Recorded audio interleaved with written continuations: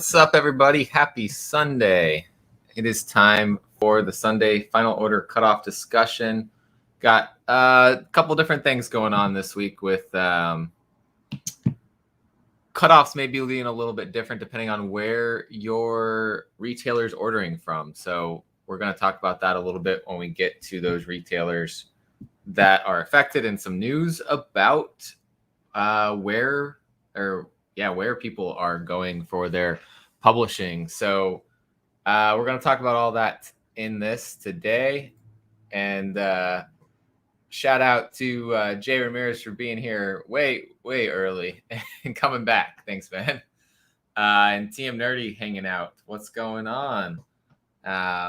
Usually we start out a little bit slow in the audience. People are getting their day started and not wanting to look at Lunar's FOC, it seems like usually. Usually we see people come in more for previews.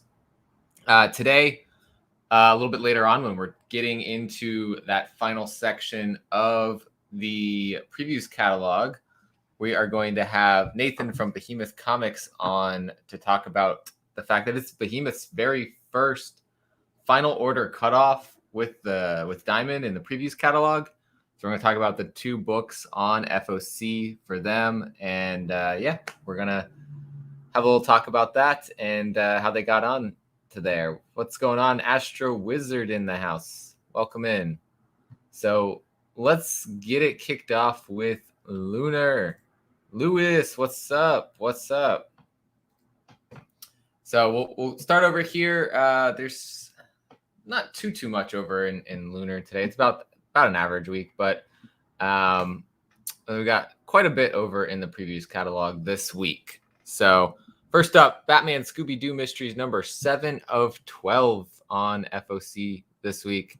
And as always, DC's FOC is today. Everything through the Lunar catalog is today. So most shops are submitting it pretty soon. So that's why I like to start with them first. Might actually change the way I go into the previews catalog because we have another retailer that, depending on where you order from, their cutoff might be today.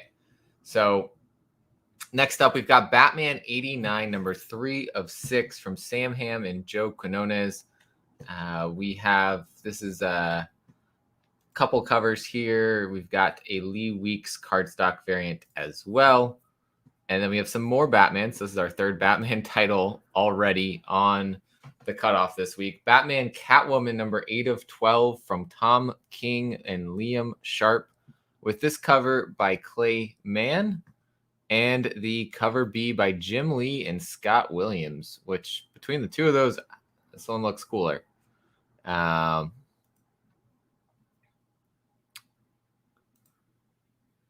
geez.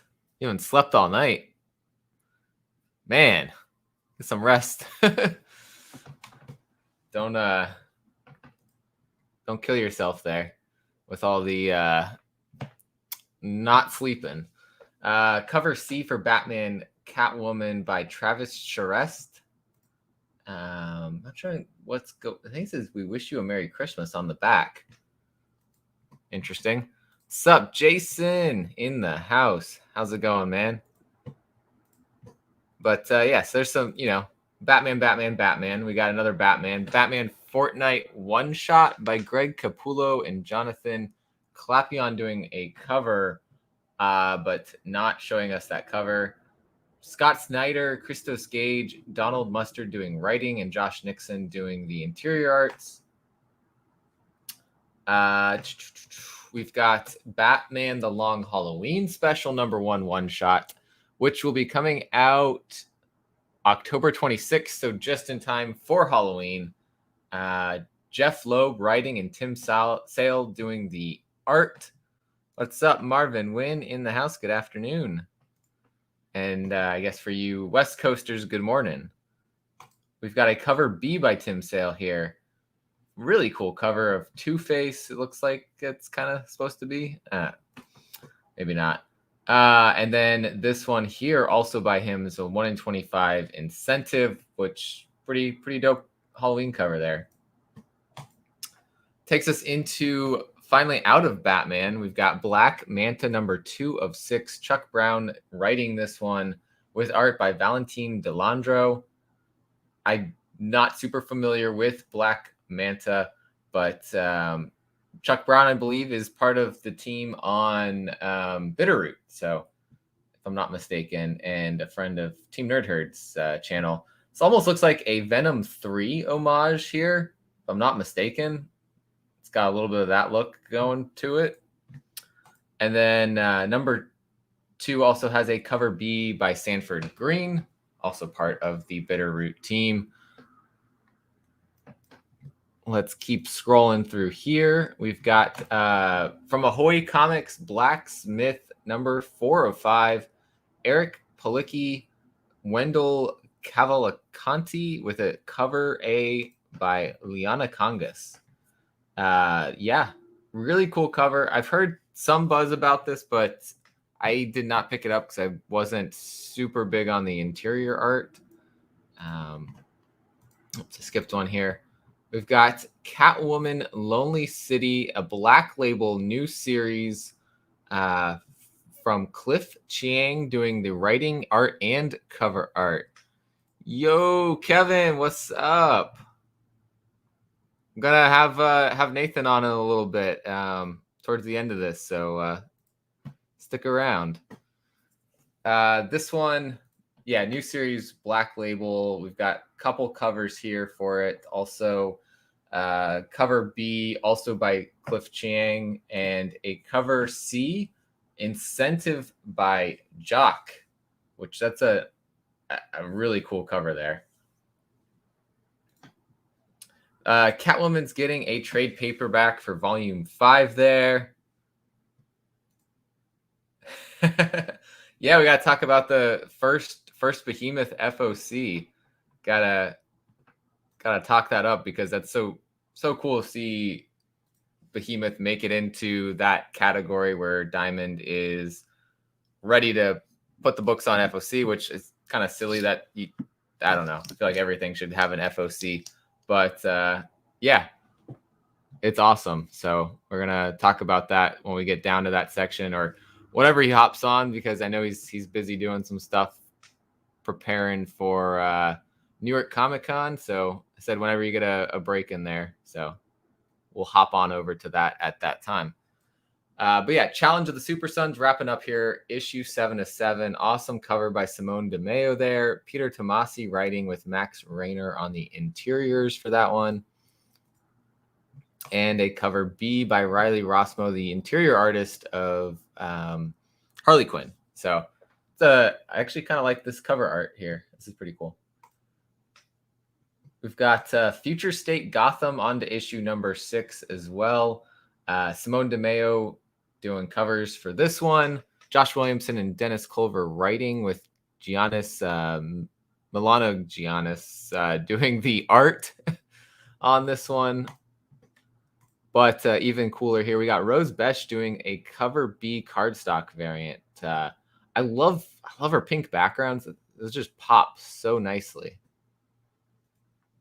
Station Nick, what's going on? We've got Hardware Season 1 on to issue 3 of 6 here. I didn't know Bill Sienkiewicz was doing interior arts on this. That's pretty cool. Mateus Manhanini doing the cover here. This, of course, part of the whole Milestone world, along with Static and Rocket and Icon and Rocket. But that's the start of the Milestone universe, these first 3 series. We've got cover B by Dennis Cowan, focusing in on Hardware. No real background there, just a kind of starburst going on. This one, Harley Quinn, the animated series, Eat Bang Kill Tour, issue 1 was pretty cool. I liked it. It picked up very much so from where the final season left off. So definitely should be watching that animated series because it's really good. But if you haven't been, you can still read the comic, but it does provide some spoilers for the animated series. So if you haven't finished that, and you don't want to be spoiled, I'd recommend watching before reading. But issue 2 here on Final Order Cutoff. Neighbor to the north, what's going on? Still at work? Oh man. Sorry to hear that you haven't gotten out. So usually you're done with work by the time FOC kicks off. But we've got the cover B for this by Babs Tarr. Pretty cool one. We do know, based on how the first issue ended, that they were going to go to Selena Kyle's hideout place. So that is what we're seeing here. This newer series following Jace Fox, I Am Batman, is on to issue number 2 with an Olivier Copiel cover A here, with John Ridley doing the writing and Steven Segovia doing the interior arts. We had a nice conversation about I'm Batman on Team Nerd Herd last Sunday. Did not end up changing our channel name to You Promised Me I'm Batman. But it was a fun time. I'll be on there again tonight talking about my pick of the week. But we do have a Francesco Mattina cover B cardstock variant here, looking like it's featuring Jace Fox on the cover.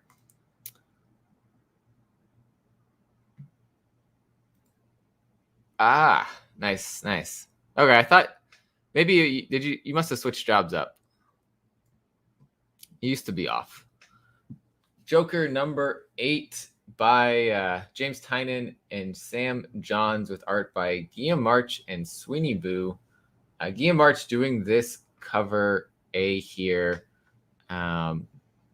Fantastic cover art. Guillaume March's covers are really good.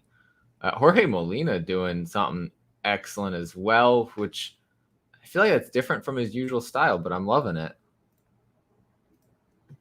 And then there's always a punchline cover in there somewhere. This one by Aki Bright. Very bright color. And yeah, I like that. I don't know who this is supposed to represent there that she's kind of sitting on, but I stopped reading Joker after, I want to say, issue 5 or 6. Just reading too many things. James Sticco doing a 1 in 25 here, which is just so freaking cool. I was talking with my shop. They said that they weren't sure if James Sticco has ever done many covers for the big 2. So this might be something unique if you are a fan of his art. We're seeing a 1 in 25 ratio variant too. So it might be a little bit harder to get.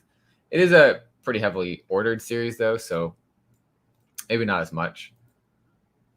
That takes us into Justice League The Last Ride, number 6 of 7. Chip Zdarsky doing the writing on this, and Derek Robertson doing this cover.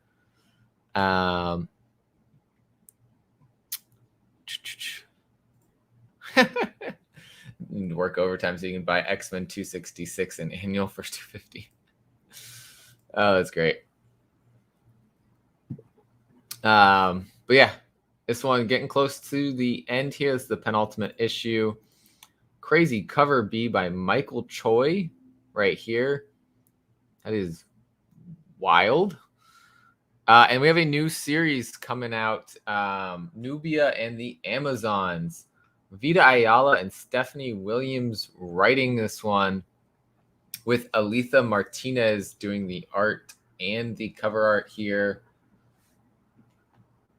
I don't know. I don't think she's ever had a series before. So this might be something, if you are a fan of the character, something you want to really collect on.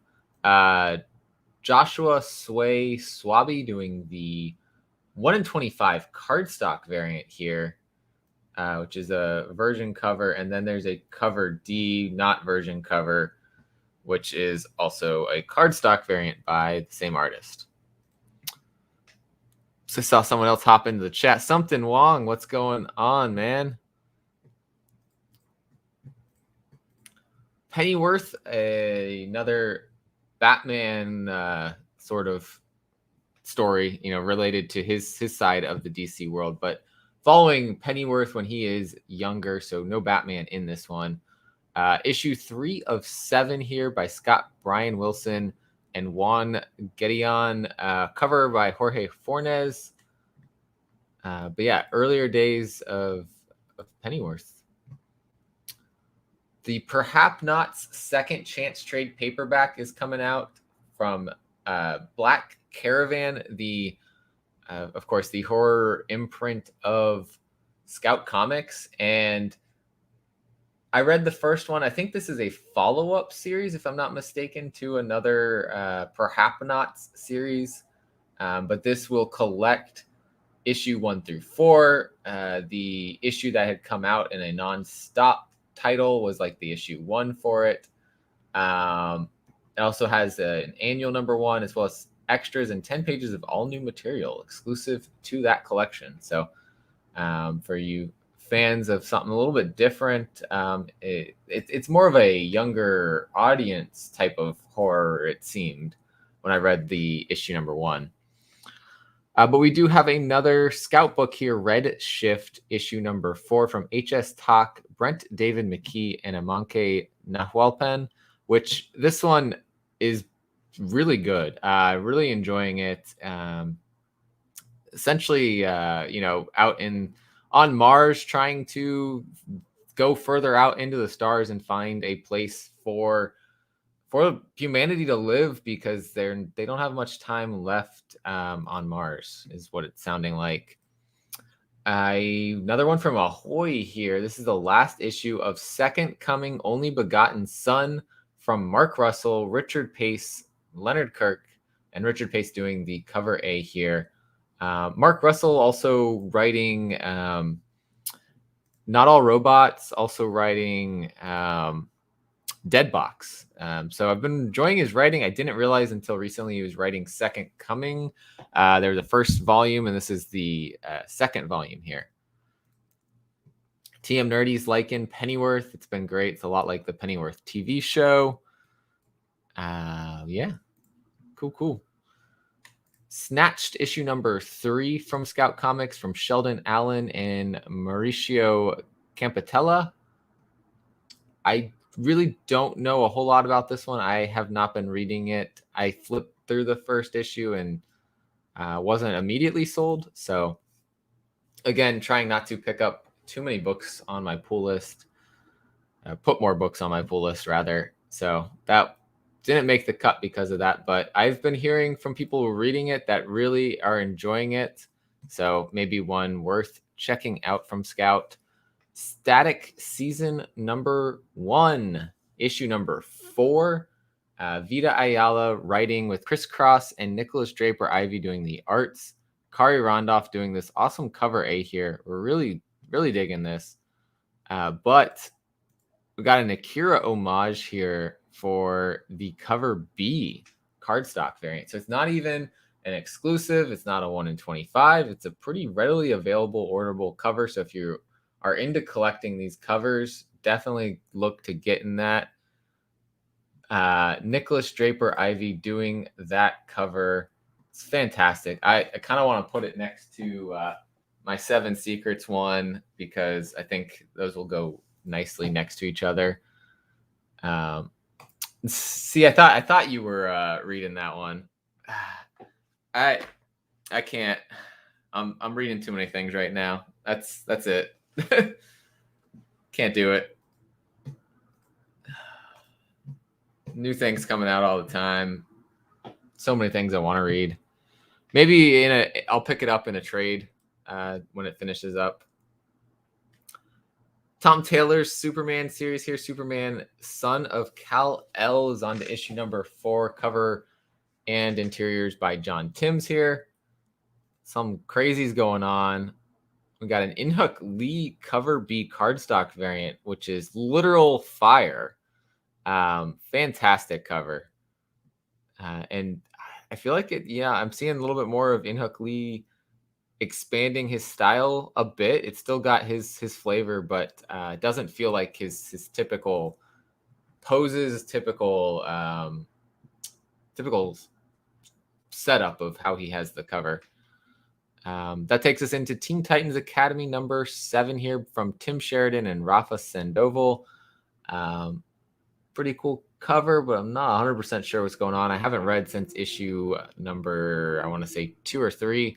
But this is the Teen Titans Academy building there, and you can see some of the students down below.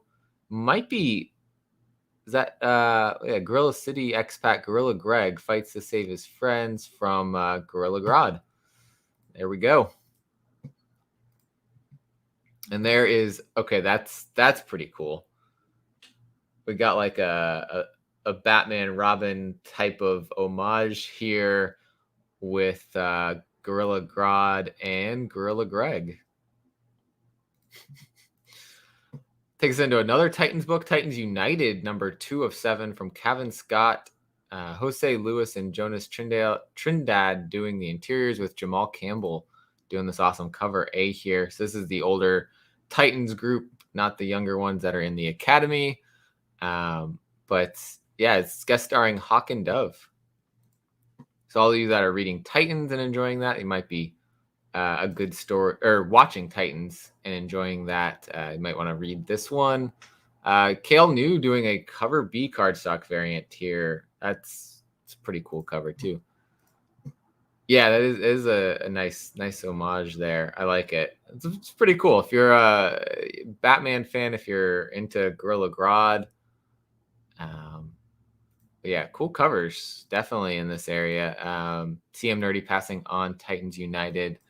That's all right. I'm not reading any of the Titans books, so yeah. Another one from Black Caravan, again, the imprint for Scout Comics. This is We Don't Kill Spiders, number 2.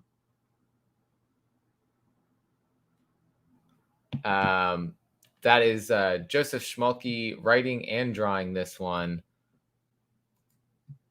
But yeah, that is, well, I got to respond to a message here. But yeah, We Don't Kill Spiders. I really liked issue number 1 for that one.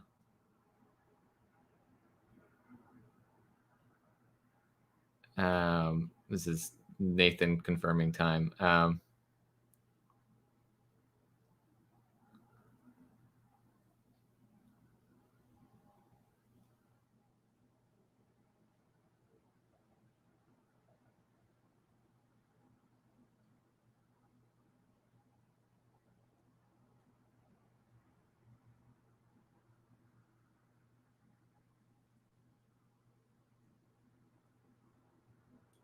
All right, we'll keep moving here.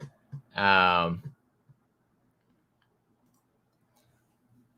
Wizard, not as big of a fan of the art in We Don't Kill Spiders.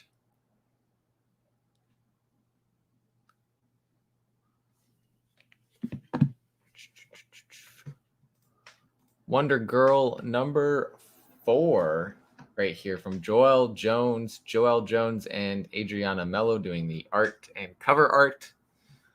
Of course, this one following Yara, and not our typical Wonder Woman. We got Wonder Girl here.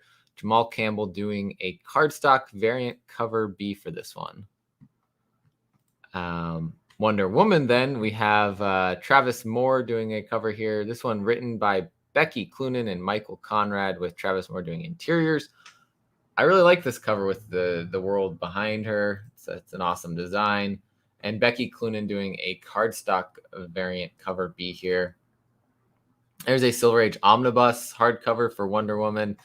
And then for those of you wanting to read some Y the Last Man, read the entire collection.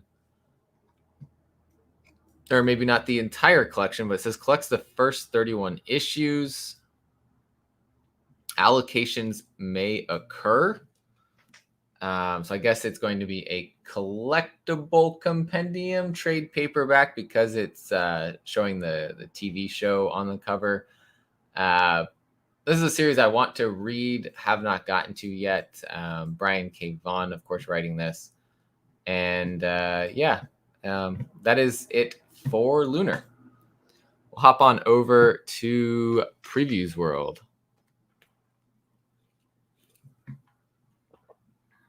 So normally when we look over at Previewsworld, everything on this page is due on Monday. Makes sense. But we do know now that Marvel, they finally switched it over. Orders are due today for Marvel books. So the reason being, Penguin Random House is now Marvel's distributor.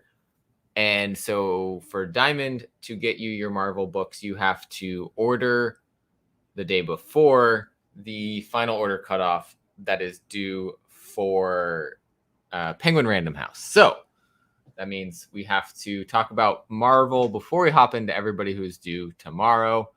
Other news that happened recently, IDW is also going to Penguin Random House. So that is the third kind of big publisher. They're the third one that's, in this section where they get this distinguished, their own separate area. But yeah, that's it's kind of interesting to see how all this is going. So IDW for now, of course, we're still seeing September 20th, so tomorrow. In the future, it will probably match up with Marvel, and we will see that two separate dates. FOC for those will be Sunday. FOC for the others will be Monday. May cause me to move the show eventually if we see more and more move to Saturday. To Sunday. I might move the show to Saturday to make it easier, give you guys more time, but we'll see as we go. So jumping into Marvel's FOC, which, like I said, is due today if your shop orders from Previewsworld. Now, if your shop did decide to order separately for Marvel through Penguin Random House, then they will be able to order by tomorrow. Amazing Spider-Man 76, second issue of the new creative team. Zeb Wells, Patrick Gleason, Arthur Adams doing the cover. Yeah, I think that is Peter Parker there in the hospital. So it explains why Ben Reilly is going to be taking over the mantle of Spider-Man. Got a great Joe Jusko cover here with the Green Goblin on it. But it seems like we just were talking about Spider-Man 75, and that's because that came out, or that will be coming out probably the week before this. They're doing a thrice monthly release of Spider-Man. There is a Gleason, probably 1 in 25 variant for this as well, which is pretty cool cover. I like it. But again, I'm back to reading the Spider-Man stories with issue 75, but I'm not going to go all in and buying covers and everything. But that is a very tempting cover to get there with the Joe Jusko art. Avengers number 49 here from Jason Aaron and Javi Garon. Looks like a lot of stuff going on with Red Hulk. We're still in World War She-Hulk. Going nuclear, going below the waves. And next month it all explodes in Avengers 750. So I guess that's probably Avengers number 50 will be Avengers 750.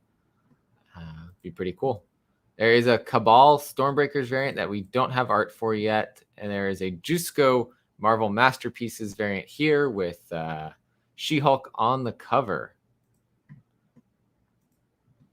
So what are you guys who are watching thinking about what's going on with these changes in publishing companies and release dates or FOC dates?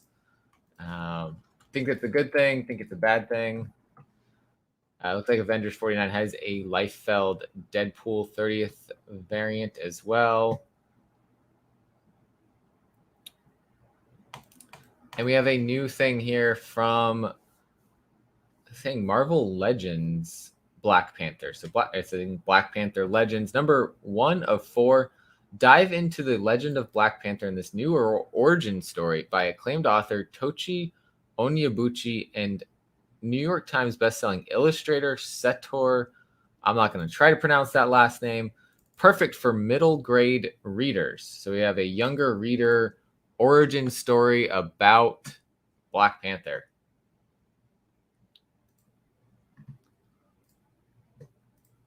keep on moving here to the cover B of this. It says cover art to be announced, but it says Blake the Second doing the variant cover here. So there's that one.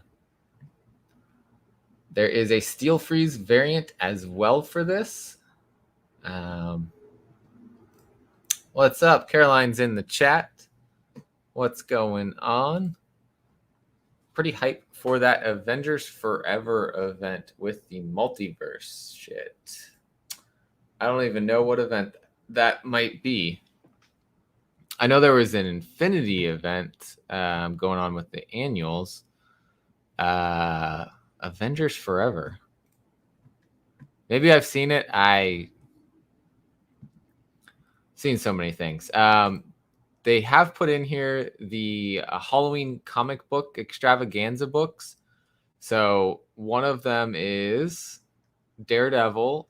But it looks like this is probably going to be Daredevil with Elektra as Daredevil. So probably one of the more recent. It might be issue 25. It might be 26. Something like that. Oh, I don't know if I have even read that one yet. I've read everything else from Free Comic Book Day. I don't think I read the Avengers Hulk one. I don't know why. Just never happened. But yeah, so that's a book for Halloween extravaganza. See if your store is doing that. Not all of them do that, but some of them have been. Or will be. It's like a Free Comic Book Day for Halloween, but usually a smaller event than the usual. Dark Ages #1 is getting a second printing. This story by Tom Taylor and Ivan Coelho. I really enjoyed issue #1. I can't wait to see what they do in this alternate world. It starts with issue 50. Okay. Okay, that's what I was wondering. Was this the same cover or what? What was going on? Okay, it looks very similar, but the lighting, interesting. I like it, but I'm trying to avoid second prints and all. What's going on? Missing link in the house. My cat just jumped off of something. Darkhawk is also getting a second print here. This one from Kyle Higgins, Juanan Ramirez, and Ivan Coelho doing the cover art here. I haven't heard too much about the story yet. I know people were excited because Kyle Higgins, the writer of Radiant Black, was taking a stab at Darkhawk, but I have not heard too much since it came out. The other kind of mini event that we've got going on right now is Darkhold. So we have a Darkhold Ironman one-shot here from Ryan North, Guillermo Sana, and Valerio Giangiordano doing the cover art here. Yeah. Called forth to face the dread god Chthon, Iron Man reads from the ancient ill-fated text of the Darkhold, and it changes the course of his entire life. The armor that saved him countless times is about to become a prison, one whose only escape is a fate worse than death. Brilliant comedic mind behind the unbeatable Squirrel Girl and Dinosaur Comics brings you the body horror tale of the century. So we got a horror take on Iron Man. Let's see. Someone turn on the lights. Oh man. Yeah. That's the, if it's honestly for me, if it's a really good second print cover, something significantly different, or a series that I just 100% I'm like, yes, this is my series. I love this. That's my exceptions. But a change in lighting on a cover, a change in colors, I'm trying to stay away from those. Just like we'll see soon what Department of Truth is doing for some second prints. It's not much different. I've enjoyed all these mini-series lately that Marvel's been doing. Moon Knight, King, Defenders, Darkhawk. Yeah, Silk also. Silk was a great mini-series. It's really good that they can kind of put this focused approach to the characters and not cause some problems that some ongoings do where, pacing is not that great. excuse me, there are 2 other covers here for Darkhawk and a third one that's in here, but no cover art yet. I'm assuming that this may have something to do with the switch over to Penguin, that we don't have covers for these, which sucks. Yeah, definitely highly recommend Silk. It's a great read. It's it's too much sometimes. It's great for the people who are just love covers and just covers, but I like the story, and I like to be able to spend, buy more stories rather than more covers. So Eternals Forever, issue number 1. I believe this is a one shot, if I'm not mistaken. I could be wrong. But I think Eternals had issue 6. Then we had a Thanos Eternals book issue, like a one shot. And this is kind of continuing along with all of that. But this is not written by Kieran Gillen. This is written by Ralph Macchio, Ramon Box, and Todd Knock. Couple covers for this one. We've got the Juan Frigeri cover here. And I thought there was more. Let me see. Maybe it's just those 2. Oh. Cool. This is the other one I was thinking of that was by Kieran Gillen, but that is not on this FOC. All right, we'll keep it moving. We got some omnibuses in here for the Fantastic Four, and we've got Gamma Flight wrapping up here. Another mini series again, 5 of 5. Al Ewing, Crystal Frazier, Lan Medina with a cover by Lanil Francis Yu. The Revelations of Rick Jones.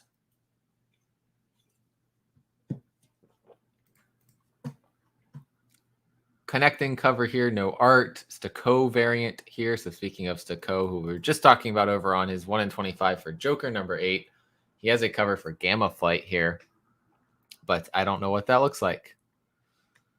Another Halloween comic extravaganza book that Marvel will be putting out is Hawkeye number 1. So this is a reprinting of the first appearance of Ramon Watts, Hawkeye's, Kate Bishop, Hawkeye's best friend. So very much worth picking that up, I think, if your shop's doing the Halloween comic book extravaganza. Because I guess that would be the second printing of that. Let's see. Yeah, come on, Penguin. But it could be Penguin just not sharing this information with Previews. Previews already didn't have a good track record of putting covers out. So, yeah, who knows? Yeah, definitely get that Hawkeye. Yeah. Iron Man number 13, more awesome cover art by Alex Ross here. I don't even know what's going on, but lots of crazy stuff. Is that Frogman? What is going on in this story? Kind of want to read this now that I see that kind of crazy stuff going on. There is a Joe Jusko Iron Man cover here, which is pretty cool. And in the end, I think that's it for Iron Man. Taking us over to King the Conqueror, like you said, cool story going on. That is a mini series of 5 issues. Colin Kelly and Jackson Lansing doing the writing with Carlos Magno on the interiors. Mike Del Mundo knocking these variants, or these cover A's, out of the park. Doom versus Kang, fighting with the arms of a clock. It's crazy. Fighting over time. Literally. We have a Ron Lim variant as well for this. Issue number 3. Taking us over to Khazar, Lord of the Savage Land. Zach Thompson writing, German Garcia doing the interiors with Jesus Says doing the cover here. I haven't heard anything about issue number 1, other than one person saying they didn't like it. Felipe Massafera doing a cover B here. I don't know if any of you guys been reading this one or not? Let me know. All right, that takes us down to another book that is on the Halloween extravaganza this year. Miles Morales' Spider-Man, which this I believe was his first solo series, not under the Ultimate title. Getting a reprint here. Believe this was his first time in the main Marvel universe. Speaking of Miles, we have issue number 31 on FOC this week, and this is a really cool cover by Torrin Clark. Of course, we have Starling here on the cover with Miles, and it looks like they're being hunted by Taskmaster. Moon Knight number 1 is getting a third printing here. This one by interior artist Alessandro Capuccio. So that must be a panel from the interior there. Let's see, did Marvel do something silly like do a 1 in 25 with it? Not that I can tell. Shang-Chi number 5. I thought this was a mini-series, but it's not saying 5 of 5, so it might be ongoing. It's pretty much Shang-Chi taking on somebody in the Marvel universe is what it's been going on. This one is going to be him versus Iron Man. It says, meet the new Iron Man, Shang-Chi. A weapons dealer offers up a stolen Iron Man suit to Shang-Chi's organization, but will he take it to use in his war against crime? And what will Tony Stark have to say about it? It's pretty cool. Cool concept there. It takes us into Star Wars Dr. Aphra number 15, where we have a bunch of covers. The main cover here is a Sarah Pacelli cover, which I'm really enjoying that one. I'm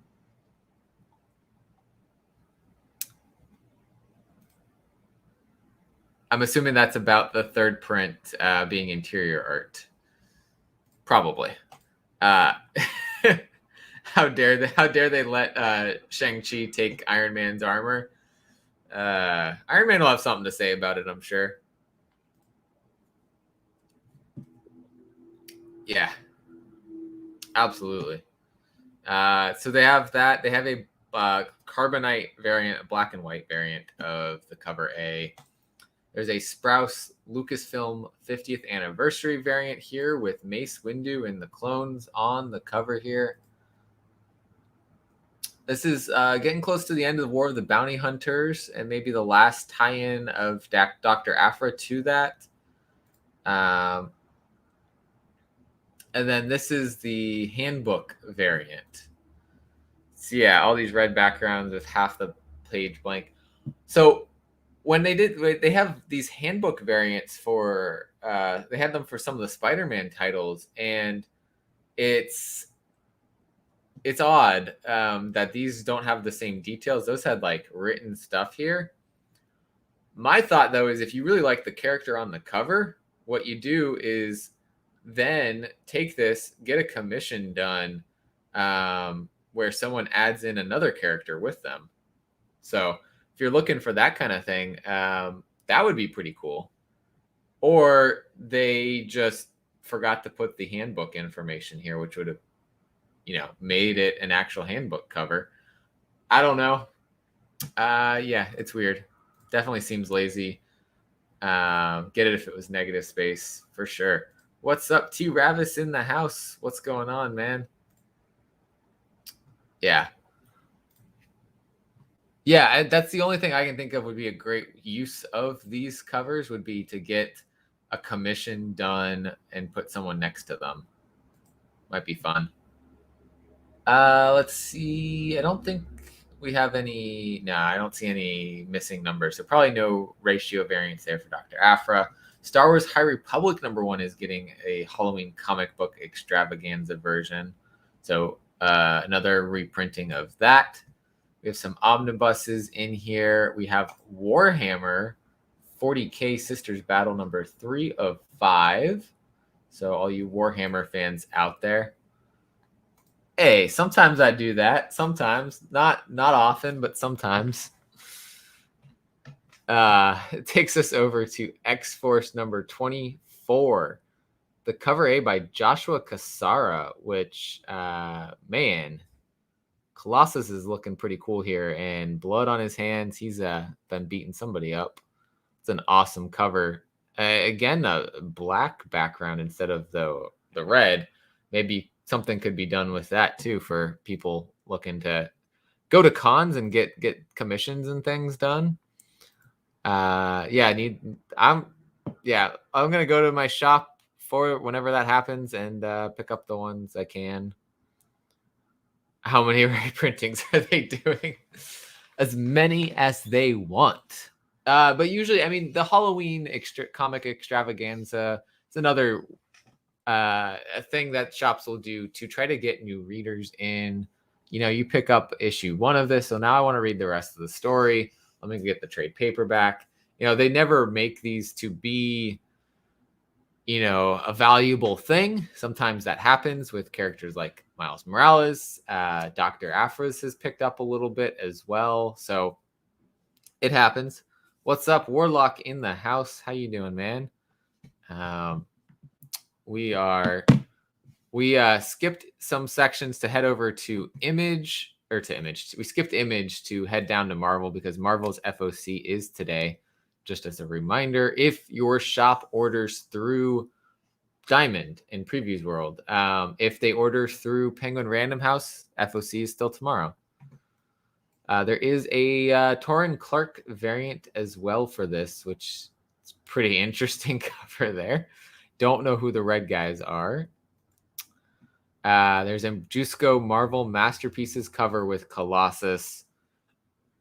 That's also a really cool Colossus cover. So the Colossus fans this week are getting their covers. X-Men number 4 headed into FOC this week. That looks like the Headless Horseman. Is that somebody going on right now with, I'm not reading X-Men, so Astro Wizard, you might have to help me out there. Is that a current character? What's going on there? Having a lot of faith in the High Republic live action series and animated they're doing. Yeah, absolutely. I think that could be something pretty cool. Yep. Very true. Oh, okay. I see. Yeah, his eyes are going. Why is his head not attached?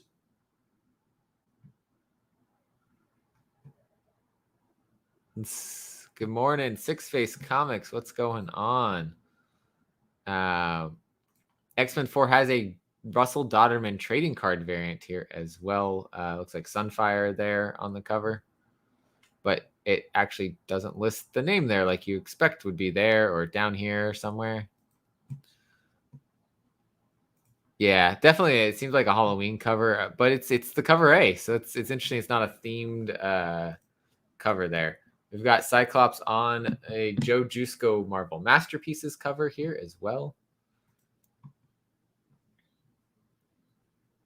And that wraps it up here with the Young Avengers Omnibus. For those of you that have not gotten to read Young Avengers, this might be a good way to get on it. It's got the first series, issue 1 through 12, the Young Avengers Special number 1, the Avengers Children's Crusade 1 through 9, Children's Crusade Young Avengers, and material from Uncanny X-Men number 526. So this doesn't include the second volume of Young Avengers in it, though. And then you have the Children's Crusade cover there that can be alternate the other option there as a variant. Let's see what's going on in the chat. What's happening? Comic Ozzy in the house. What's going on, man? Welcome in. So let's go. Since we skipped everything up here, we're going to close up Marvel. Again, Marvel due today if your shop orders through Diamond, due tomorrow if they are ordering through Penguin Random House now. Oh, right. Yeah, some Young Avengers love. I have a hardcover of 1 through 12. Found it for pretty cheap at a used bookstore, so that was pretty cool. I love it. It's a very good series. I don't have all of the issues from it, but I have the ones that I want to have. Bitter Root trade paperback for Volume 3, so that wrapped up recently. And then we'll get that trade. So if you're reading Bitter Root by trades, there you go. Compass is on to number 5 of 5 for the Cauldron of Eternal Life. So that wraps up this story arc here in the Compass world. Deep Beyond is on to issue number 9 of 12, and this is just getting crazier by the issue. Mirka Andolfo and David Goy writing this story, and Andrea Brocardo doing the interiors, and this is just such a... I almost dropped this story in a couple issues in, but this has just been really good. Really solid story. There's a Mirka Andolfo cover B we don't have the art for yet. And there's a cover C here by Giuseppe Cafaro. And lastly, a cover D by Zulema Lavina. All excellent covers. So you have your pick of what you want there. And the biggest thing here that is just like we were talking about, second printings where they just change the colors. They just change something, but it's the same cover. Here we go. Department of Truth, issue number 7, 8, 9, 10, 11, and 12, all getting second printings with just a touch of that light blue coloring on the cover. So I'm passing. I did the reprint stuff with the earlier books. I'm done with it. But this is great for those that didn't get to pick up the issues, want to pick up the issues, and now they can read them by picking up a second print. But that is awesome that it sold out to the point that Image felt that they could make reprints for every single issue in the story arc. That's just phenomenal. A modern hits review segment.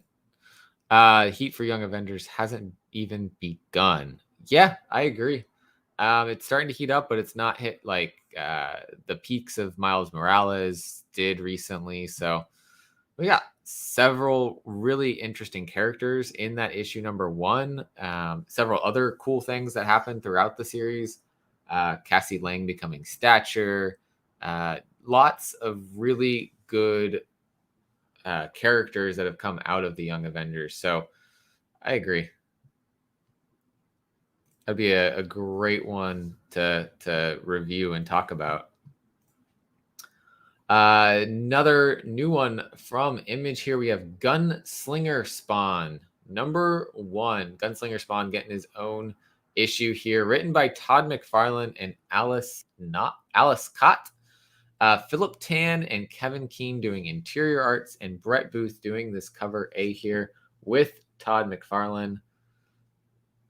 We have a cover B by Todd McFarlane, which is just, that's actually really cool. Cover C by Jason Sean Alexander, not in the catalog yet. A cover D by Greg Capullo here. Lots of covers. A Kirkman cover not showing up yet. A Tauntaun Revolver cover. That's pretty cool. And lastly, here we have a Brett Booth connecting variant. If Hyper's listening to this now or on the rewind, sorry, Hyper, there's a connecting cover there. There are probably some ratios in here. Not there. Let's try one other spot.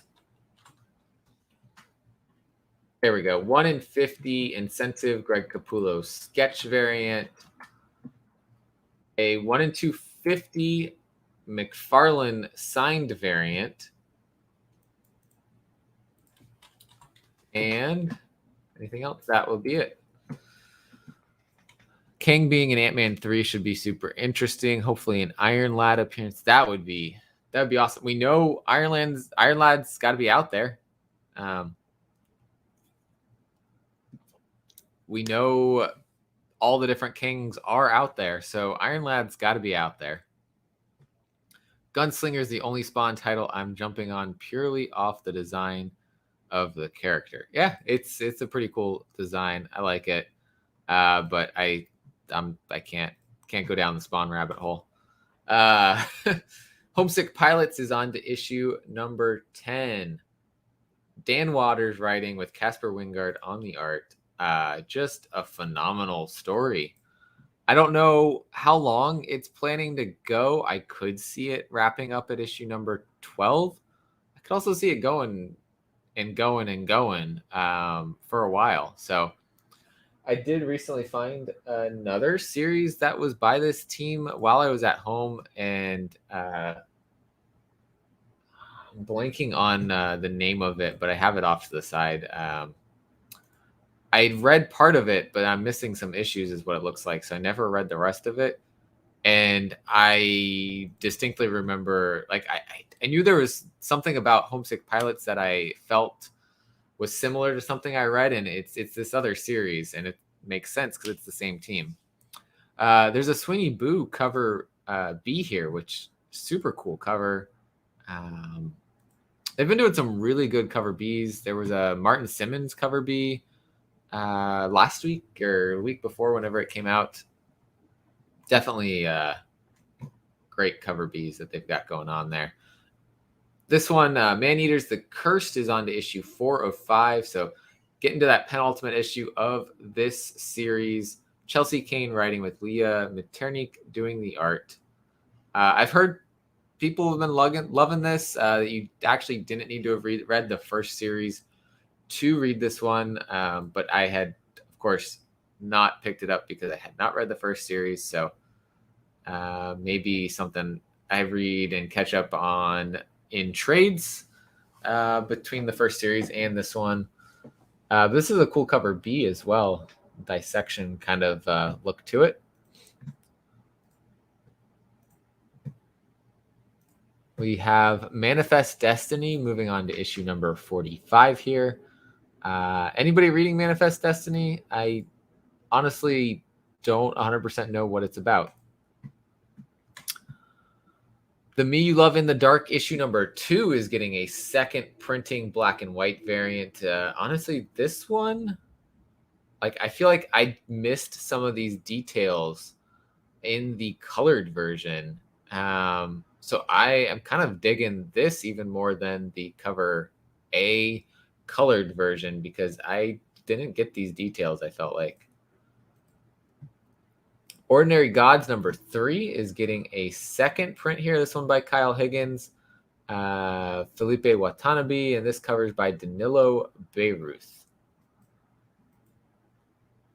Also on the cutoff is issue number 4 for this, and I believe there is a 1 in 25 as well. I swear I saw one after something here. Is it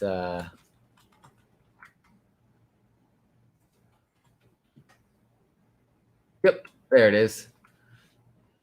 Not really in order of where they normally are, but Ordinary Gods number 4 has a 1 in 25 Diwali incentive variant, which is really cool cover. I like almost like the style of the person behind this one even more. Scumbags getting a second volume trade paperback here. And the 6 Sidekicks of Trigger Keaton is on to issue number 5. This one from Kyle Starks and Chris Schweizer. Everyone that I know reading this has been enjoying it, enjoying some of the humor in it. In this issue, you get 20 pages of massive kung fu action as our now unified 6 former sidekicks go toe-to-toe in a tidal wave of angry stuntmen looking for revenge and for blood. It's going to be very good, very awesome. Of course, they're going to say their book's awesome, but Francesco Francavilla doing a cover B here, looking like a magazine style ad. It's pretty cool. Summer War trade paperback is getting a Summoner's War is getting a volume 1 trade paperback, and Trover Saves the Universe is on to issue 3 of 5 from Tess Stone, based on the acclaimed video game by Rick and Morty co-creator Justin Roiland. There we go. That'll take us into Dark Horse right here. We've got Black Hammer Reborn, issue 4 of 12 from Jeff Lemire and Caitlin Yarsky. Love this cover here. I always say this, but I don't know the Black Hammer world. Now that I've started reading some Jeff Lemire, I know one day I am going to want to get into that, but I can't yet. I will have to get some trades of this later on, or maybe some compendiums, and do some reading at that point. Dave Johnson doing a cover B on this one here. Dune Atreides pin, Dune Harkonnen pin. Okay. A Dune magnetic bookmark set. It's interesting that Dark Horse is putting out some Dune products when Boom has the rights to Dune stories currently. So, bizarre thing there. Maze book, again, Jeff Lemire. Issue 2 of 5. I loved issue number 1. It's very good. Very, Maze book's deeply haunting and powerfully human work. Yeah, definitely agree by that quote from James Tynan. There is a cover B for Maze book by Dustin Nguyen. Awesome cover B there. No One Left to Fight returns with a second volume here of 5 issues. Aubrey Sitterson, the writer of course, the first volume of this, but also wrote Savage Hearts, comic book story of professional wrestling. Also wrote a series that I'm really enjoying is Worst Dudes. I don't know. Let's see if this says... series features alternate covers by Fico Ocio, which combine into an all-new interlocking image. Loving tribute to the Dragon Balls and Street Fighters of days past with colorful art and a joyously explosive story. This volume picks up where the smash hit a critically acclaimed first Fightverse series left off. So I guess you do need to read volume 1 to hop in here and know what's going on. So I was trying to figure out there. Yeah. I know, but it's still, I was like, I think you would try to, you'd try to get everything together, but keep things focused, All right. Well, let's see what we got going on. Norse Mythology Volume 2 is on issue 5 of 6 here. Neil Gaiman and P. Craig Russell writing, with P. Craig Russell doing the cover art and Gabriel Hernandez Walta doing the interiors. The cover B, though, as always, is my favorite. It is David Mack right here doing this awesome artwork. Just beautiful, beautiful cover. And The Secret Land wraps up here with issue 4 of 4. Christopher Emgard writing, Thomas Era doing the art. To the powers the Nazi have unleashed, humanity is a petty thing, but must it be?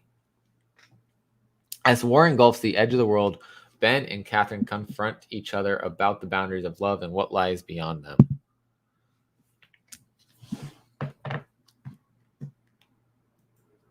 Takes us over to Unbelievable Unteens from the world of Black Hammer. We got issue number 3 of 4 with some crazy covers here. Tyler Crook doing this cover B and the interior arts, written again by Jeff Lemire. So he has 3 books coming out this week from Dark Horse. Ray Fox doing this crazy cover B here as well. All right, takes us over to IDW. IDW, where we have My Little Pony, Friendship is Magic, number 102 from Jeremy Whitley and Andy Price. Honestly, I got to say, this is a really cool cover here. It feels like a movie poster or, something along those lines, more so than it feels like a comic cover. So that's pretty cool. An oversized adventure caps off over 100 issues. Don't miss this thrilling conclusion to the My Little Pony Friendship is Magic comic. So that's it. That is the last issue, apparently.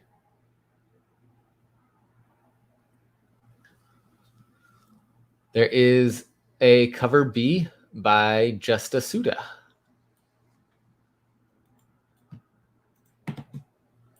Sea of Sorrows is getting a trade paperback. I would recommend checking this out. Rich Duick writing, Alex Cormack doing the art. It's a creepy story. It felt less cohesive to me with the breaks in between each issue, but as a trade paperback, I imagine that piece of it goes away and you can just read through the whole story. Fantastic and fantastically creepy. That's my quick review of Sea of Sorrows there. Sonic the Hedgehog making it to issue number 45 here with the cover A by Evan Stanley, who is also the writer and artist of the story. Road to issue number 50. Cover B here by Diana Skelly.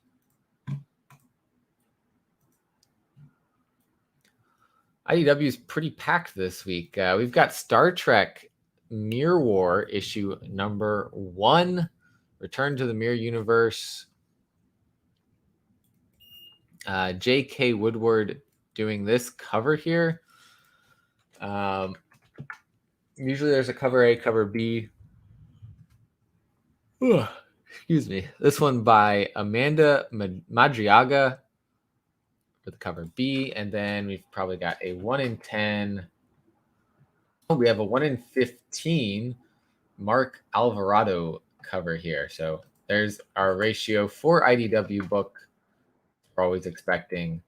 I guess I should show this probably had a ratio as well. 1 in 10 by Rusfa Mandal. So that takes us over to Star Wars Adventures Ghost. Let's bring up the full thing. Ghosts of Vader's Castle. So Kevin Scott is writing this one. Chris Fangolio on the art. Francesco Francavilla doing the covers here. Random side note, but Francesco Francavilla likes our cover, which is pretty cool. Anna's art on it. He commented on, I think, her post or her Twitter, one of those. But it's pretty cool to know that. Derek Charm doing this cover here.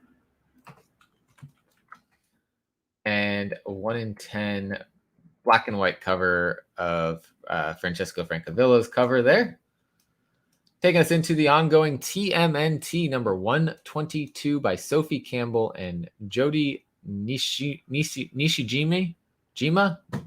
I can't talk.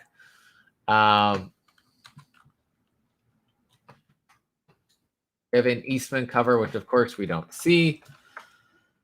And we have a 1 in 10 here from Sarah Pitre DeRocher, which that's an awesome cover there. It's kind of classic feel to it with the turtles. I dig it. What's up, comic dude in the house? How you doing? Still not at the end here. We got 2 Transformers books coming here. Transformers King Grimlock number 3 of 5. Steve Orlando writing. Brian Lee on this cover. Ooh, I don't know why I'm yawning so much. Augustin Padilla doing the interior art. There is a cover B here as well. Pretty cool King Grimlock cover. And a cover C1 in 10 by Alex Milne. Yeah, lots going on there. That takes us into another new Transformers series. We have Transformers Wreckers, Tread, and Circuits. So all you TMNT fans got lots coming out this week. Yeah, thanks, man. Try to bring whatever I can to you guys, talk about what I know about the books. I don't always know anything about the books. Sometimes I literally know nothing, and you guys bring me the knowledge, which is cool. It's a sharing of knowledge about everything that's going on. Yeah. So a new one, Tread and Circuits, David Mariette writing with Jack Lawrence on the art. Oops, that was a typo. This is our cover B by Anna Malkova there with a 1 in 10 by Nick Roche. Doing that one. Looks like just the one. Yeah, just one ratio, even though it is a new series. Sometimes they will do a second ratio. But we already did Marvel. The reason we did Marvel because that stuff is due today if your shop is still ordering through Diamond for FOC for Marvel.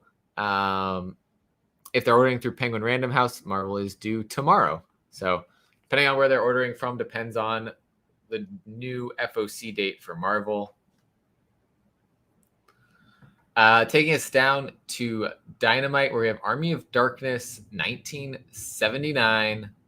Cover A by Francesco Mattina here. Crazy looking cover. But this is the one I want to point out. FOC bonus variant here by Tony Fleece and Trish Forstner of Stray Dogs. Throwing their touch of dogs onto the cover of the Army of Darkness. This is the second in this series of 3 that they did with Dynamite. We talked about the last one. I want to say that was last week. But there are those doggos all over the cover there. One of them holding a fork. I really don't know why, but it's cute, but not 100% sure why this mashup happened. I like it, but I'm not sure why. But yeah, other covers going on there. Invincible Red Sonja, number 5 from Dynamite. Amanda Connor doing that cover with Jimmy Palmiotti and Amanda Connor writing the Invincible Red Sonja. Again, lots of covers. James Bond, Chimeros, issue number 1 here. Rodney Barnes, Antonio Fuso, Jackson Geese doing the cover B, it looks like there. Don't know where cover A. Oh, that's cover A. Francesco Francavilla cover. Speaking of Francavilla. Yeah, James Bond there. We have Vampaverse number 2. Right here, Tom Snigoski and Janine Atchison doing the writing on this. Daniel Main doing the interior art. Daniel Main also the artist on Clans of Bellari.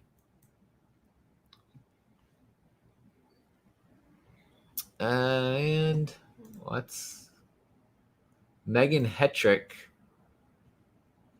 doing that cover, which is wild looking. It's a limited version cover. It's got a $50 price tag though. So yeah, lots of crazy covers as always. So you got your pick. Tony and Trish have been putting dogs in. Yes, there's a series of 3 covers that Dynamite set up with Tony and Trish to put dogs on the covers. There's one last week that I want to say was Vampirella. There's this one for Army of Darkness, and then there might be a Red Sonja one coming up. I don't remember what the third one is, but 3 Dynamite covers that they did. Boom Studios is a light week this week. We have Buffy the Vampire Slayer trade paperback, Volume 7. Magic the Gathering getting its Volume 1 hardcover collection. So not a trade yet, but it is a hardcover. So if you're into collecting hardcovers versus trade paperbacks, this might be your route to go there. There probably will be a trade that follows this. They don't say anything about it being a limited thing like Wind did, so should be pretty open order. Mamo issue number 4 of 5 from Sass Millage Boombox book, but this is really, really good. I am enjoying the crap out of this story. I just caught up on issue 3 from when I was gone. So yeah, this is a fun one. Definitely digging it. And then Spectre and Spectre's trade paperback. Highly recommend this as a read. Another boombox book, but it's really good. It's got some creepy moments that I am surprised those in a boombox book, but definitely worth the read. Bowen McCurdy and Caitlin Musto writing this, with Bowen McCurdy doing the arts. Fantastic story. Last single issues we've got has Power Rangers number 12 here. Gerald Perel doing the cover A. Ryan Perrott doing the writing, and Francisco Mortarino doing the interior art. We have a cover B legacy numbering variant by Danielle Denicuelo with a 1 in 10 of the cover A virgin version, a 1 in 15, which is the version of the cover B. And then we have a 1 in 25 by Goni Montez. He's been knocking these out of the park. Each of those 1 in 25s they've done. There is an FOC reveal variant here from Yejin Park. That's dope. Absolutely. And we have a virgin cover of that here. That is a 1 in 10. And last but not least, there should be an unlockable of the Goni Montez. Yeah. So 1 per store, usually. Let's see what's going on. Astro saying, yeah, Red Sonja had, yeah. Yep. So I think Vampirella then maybe is the last one, or I don't know. But between Red Sonja, Vampirella, and Army of Darkness, I think those were the 3 books. So right into the last section here. Nathan had messaged me earlier. He may or may not be able to make it now, so we shall see. I don't think he said anything else yet.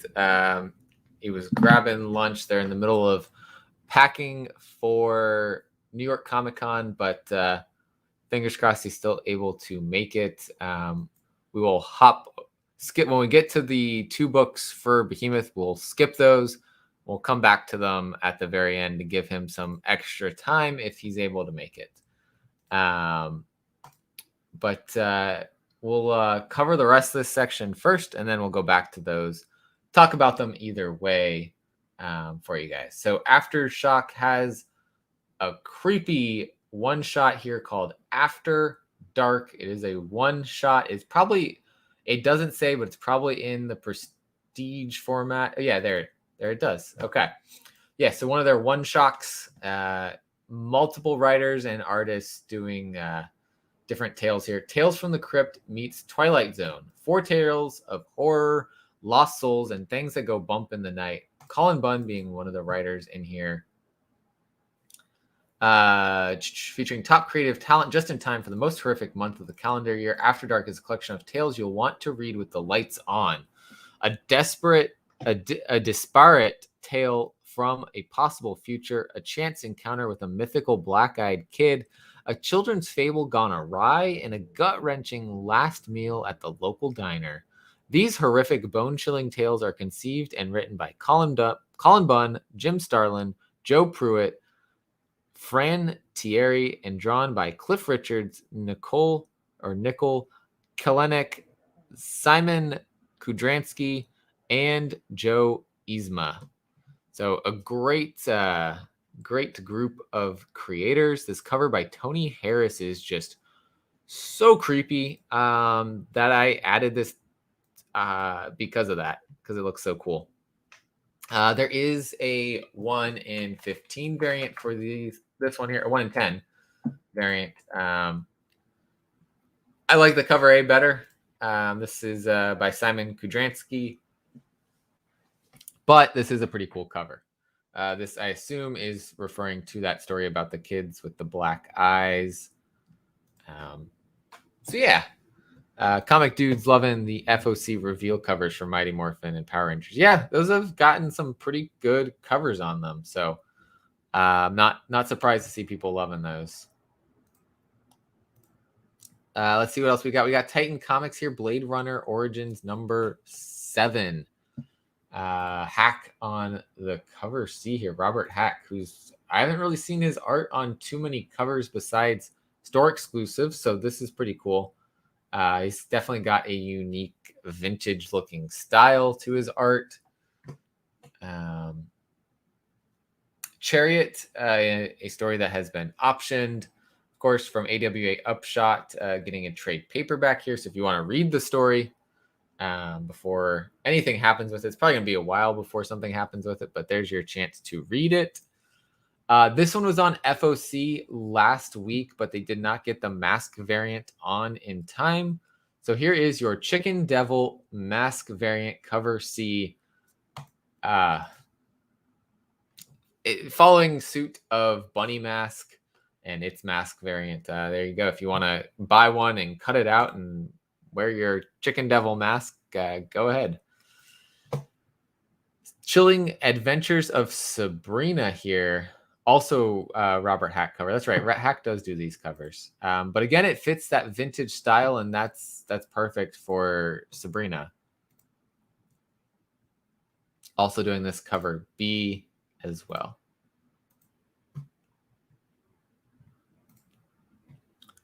Taking us to another Aftershock book, Cross to Bear, written by Marko Stojanovic, with art by Sinisa Banovic. I'm not good at pronouncing names today, but this looks pretty cool. Jack the Ripper was never caught because no one was looking for him in the Wild West. No one except the Order, an organization made up of the descendants of crusaders sworn to eradicate the unnatural. The Order will stop at nothing to fulfill the pledge their forefathers made, even if it means crossing the ocean or a line or two. Definitely seems like a cool story. Astro Wizard's also looking forward to this one. Yeah, for sure. Yeah, it looks like comic dude, Hyper, Newbie, Mr. Keys, all had a great time yesterday going comic hunting. Squad Canada. Aftershock, usually there is a ratio 1 in 15 variant. Here we go. Tim Bradstreet doing the cover on that variant, which I like that. I dig it. I might actually, again, like the cover A on that one a little bit more. But it's a good cover. Update from Nathan. He said, almost done eating. Hoping to make it back by 2:45. Cool.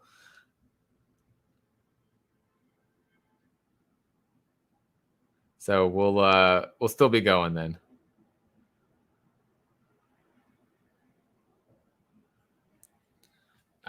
This one over here, Deadbox number 2 from Vault Comics. Mark Russell, like I said, didn't realize he was writing Second Son, whatever the Ahoy title was, Only Begotten Son, something like that.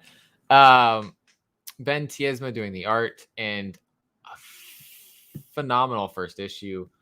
I loved it. I was not expecting it to be what it was, but it had some really good moments in it. And I can't wait to see where this goes. This wasn't, like I said, it wasn't what I was thinking it was going to be, but it was So good.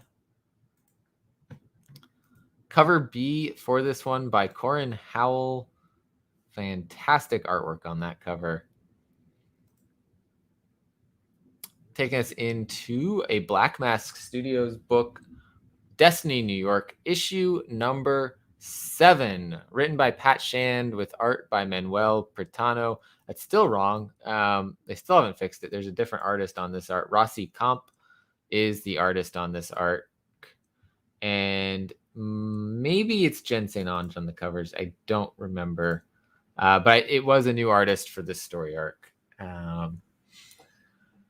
Yeah, I absolutely loved the first arc of the story. The in-between issue was great too. So I'm still going to be on this forever. I actually have backed the volume 5 Kickstarter for this. So I will have volumes 1 through 5 in a trade format at some point, probably within the next year or so. I think the other story I backed that's in the universe, I'll get 1 through 4 from that.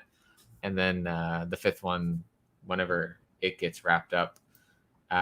Definitely recommend checking out Destiny New York if you're looking for an expansive world about magic and prophecies and destiny. It's phenomenal. It's like almost like there's a grown-up Hogwarts kind of thing going on, but more focused on destinies, prophecies, and that side of magic. A one-shot from AWA Upshot, which isn't a thing usually I see from them, but this looks really cool. ETER is from Jeff McCumsey and Dan Panosian, with art by Javier Polito and Sean Crystal, with a cover here by Andrew Robinson. Intergalactic virus liquefy one of your heads? Feeling a bit off ever since you drove through that black hole? Then visit the ETER, the galaxy's leading medical facility. The interplanetary crew of doctors, nurses, paramedics, and technicians is uniquely qualified to cure what ails you. There's no planet too far, no asteroid too small, no patient too, well, alien, and they accept most forms of an insurance. This supersized debut special includes 2 stories of medical madness that are out of this world. So I have a feeling they're calling it a supersized debut special. Makes me think there'll be more from this world. True universal healthcare. Makes me think there's going to be more from this world, but they're going to do it in one shots maybe. This cover B by Mike Diodato Jr. is pretty cool. Oh man, Second Street Marvel, what's going on? And that's crazy. You read the preview for it last year. A lot got messed up with COVID, but I can't see a delay at this point. I mean, I say that, but Darkhold, which that little event that's happening right now in Marvel, was supposed to happen last summer in 2020. So, yeah, I guess I could see this getting messed up that far. It seems less likely, but it's possible. Grim Fairy Tales got some stuff in here from Xenoscope. And then this series. Okay. It's just wild. I wonder when exactly they were planning on releasing it back then, when you got that preview. If it was planned like later in the year or if it was planned pretty soon after that released. This one, issue 1, should be coming out, I want to say next week. It is. It's next week because, spoiler, it's in my top picks. He Who Fights with Monsters, issue number 2. Francesco Artabani, who I'm not familiar with, is the writer, but the artist is Werther Deladera from Something is Killing the Children. Secret agendas of the people of Prague extend far beyond what Dr. Radek has been doing to keep people safe, but in order to rid the city of the Nazis, safety cannot be guaranteed. In an attempt to protect the people he cares about, Radek is about to discover that sometimes there is more reality in myths than he realized, but it comes with a cost. I'm excited about this story. I don't know about you guys, if you guys have taken a look at it or not, but there's a lot of different covers for it too. So you got your pick. Vincenzo Riccardi doing a crazy cover here. We have another homage variant here is what I'm getting the feeling. God, I cannot place other than that looks like Fantastic Four writing there. Let's see. They pretty much printed the books in a black and white trade format. Okay, cool. Yeah, same here. I'm not going all in on it, but I am excited about it. And I picked one or two covers that I liked besides just the cover A for issue number 1. For issue 2, nothing really jumps out at me. The Riccardi cover is pretty cool, but nothing says you got to get anything outside the cover A for me. This isn't a Blaze book too, so I have not read a lot of Ablaze stories, and then they're seeing their publishing. So it's going to be an interesting one to start out with. We have a 1 in 10 version cover of the cover A by Deladera. We have a 1 in 20 of the cover B version, and a 1 in 30, which is a black and white of the cover A in a virgin format. And that's it. So I don't feel too connected to any of those ratios because they are just, different versions of the cover A and B. Let's see what else we got. Maniac of New York's getting a trade paperback for volume 1. I recommend checking this story out if you didn't. Depends on what type of horror story you are looking for. It is very much Jason in New York, but it has its own spin on it. The ending wasn't what I thought it was going to be, but I think they may have changed the ending to end up setting up a volume 2 because volume 1 was pretty popular. So that's what I think happened at the end there. They could have ended differently, I think, and wrapped up nicely in a volume 1, but they pushed it out to be 2 volumes at least, and the rampage of the Maniac will continue. This one we are going to talk about at the end. Nathan said probably in about 10-15 minutes he'll be on. So 9 Stones we will talk about here in a minute, but Behemoth is on FOC finally, so that is awesome. And here's the other Behemoth book on FOC this week, Nobody's Child, issue number 2. Got a plug, of course, if you haven't gotten your number 1 variant yet, exclusive variant here from our channel, You Promised Me Comics. Please let us know and hit us up on Instagram. Hit me up at Sparks Comics or You Promise Me Comics, or hit up Caroline's Comics on Instagram. Let us know how many you want, what's your email address, and we will send you an invoice. Yeah, super, super excited that we got to do this, but definitely recommend the story too, because it is a good story. I really enjoyed it. We posted our video of our top 5 for the week. It was my number 2 of the week. Primordial stole the number 1 spot. I thought this was going to be my number 1 of the week after I read it, and then I read Primordial and I said, nope, unfortunately not. But to me, that meant there's 2 really good books that came out last week, and there's a ton of good books last week. So struggling to figure out your top 5 reads of the week is a good thing. But in between those, we've got Ninjak issue number 4 from Jeff Parker, Javier Polito, and Fernando Dagnino doing the cover. This one from Valiant. Valiant making a bit of a resurgent with Ninjak here. Another trade of a great story from Aftershock here. Stephanie Phillips writing this one with Tony Chastain doing the art. crazy story.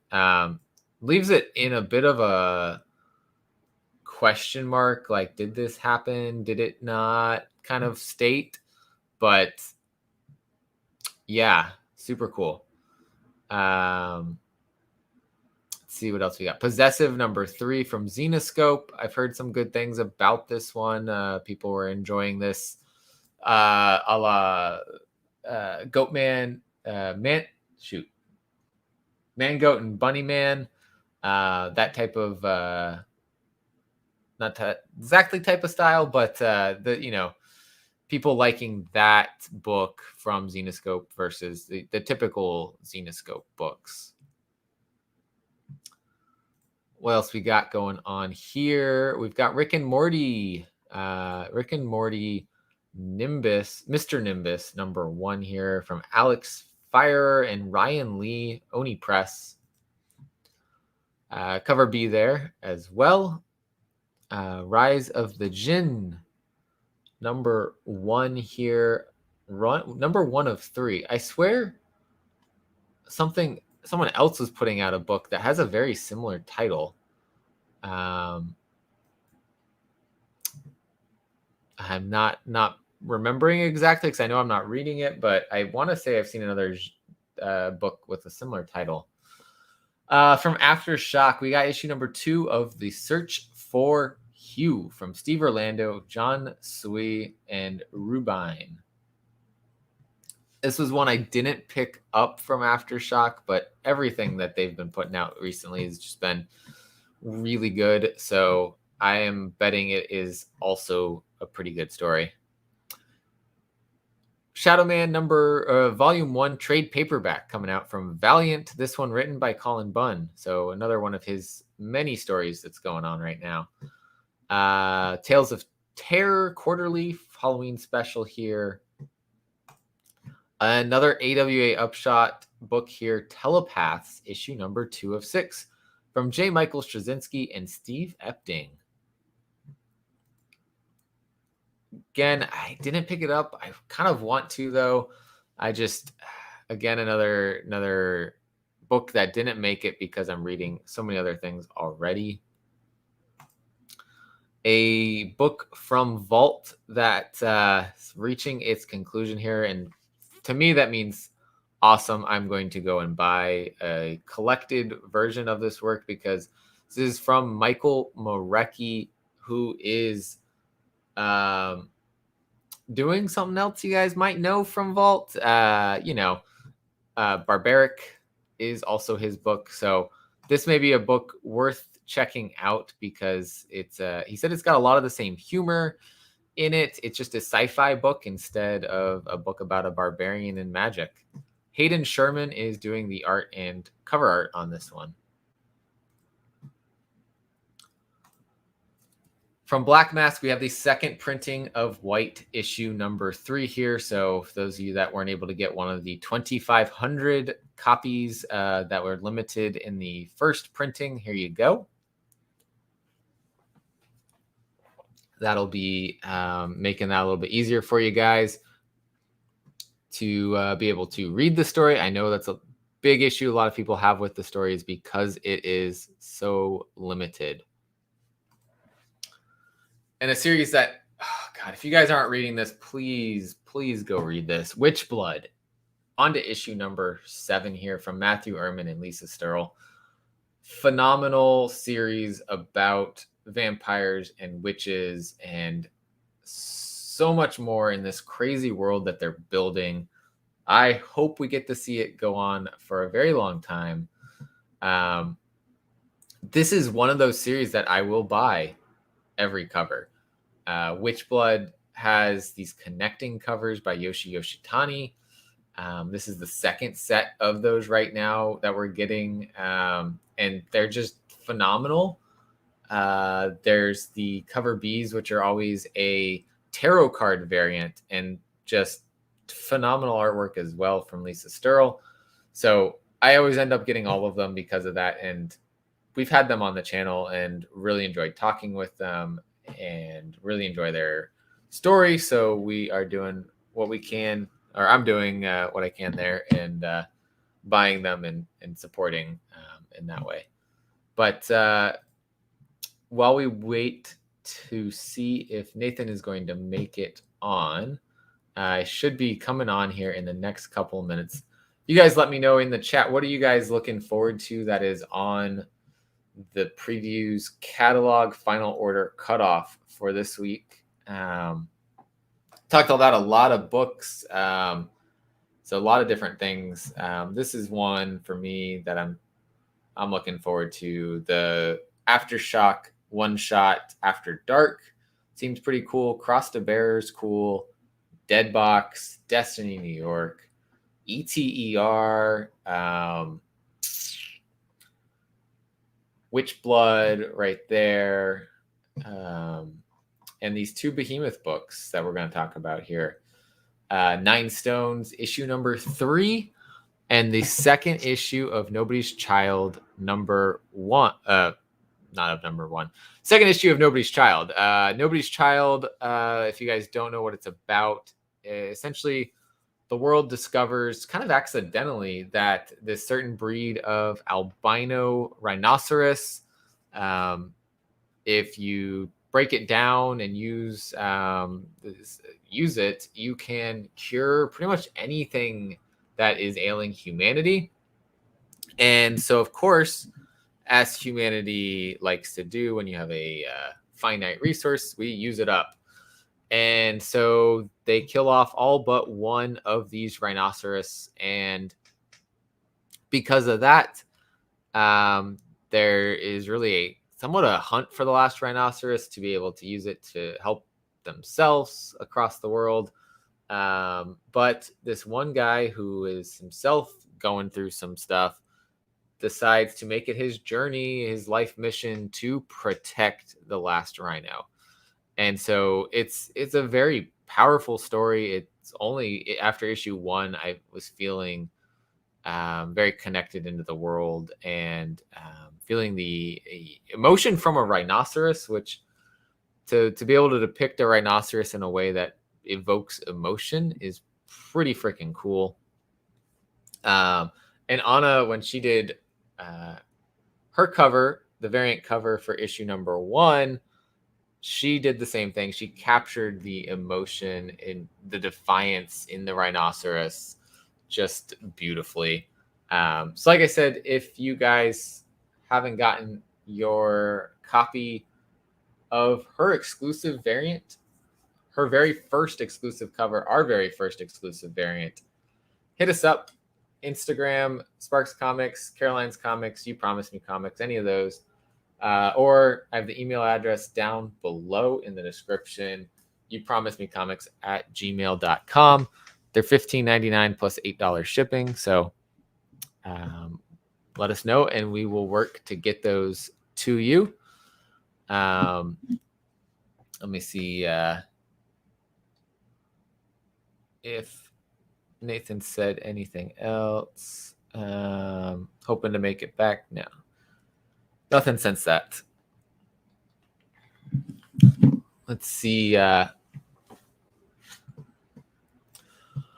what else I can show you guys here. So yeah, as always, let me do this.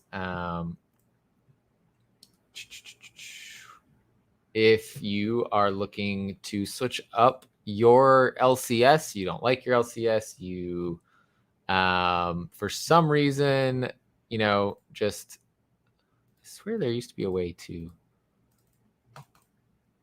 remove those. I don't know how. If anybody knows how to remove the title there, let me know in the chat. But let me resize that so you guys can see everything there. But yeah, hit up Aegis Comics of Alaska. You can hit them up on Instagram. Their information down below as well. You can use this code Sparks15 to save 15% off on their website. They are based in Alaska, as their name states, for those of you that are not aware of who they are. And the cool thing is you can set up a pull box with them and order straight through the catalog like on here. So if there was a book that you saw and you wanted to add to your pull list, you'd hit subscribe. That would do that, add it to your pull list. You'd be subscribed and they would send it when it comes out. Go into your settings, display names. Let's see.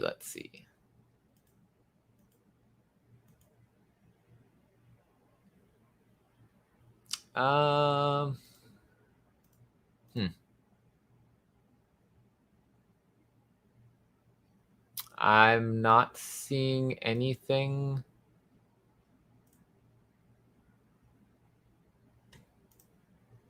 No. Huh. I don't know. It's not on. Oh, wow. It's at the bottom. Brand. I see. So now if I went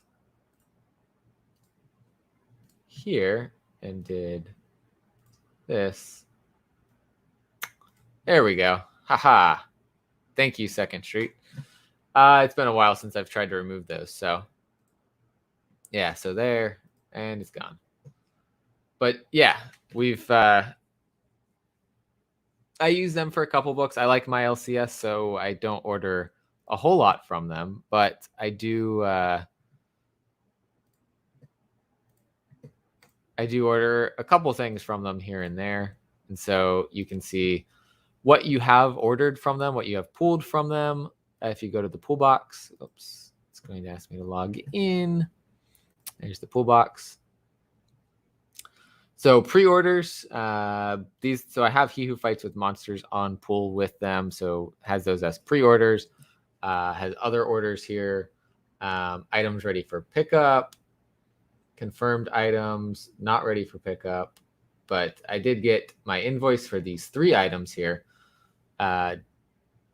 Wait, wouldn't have gotten that one.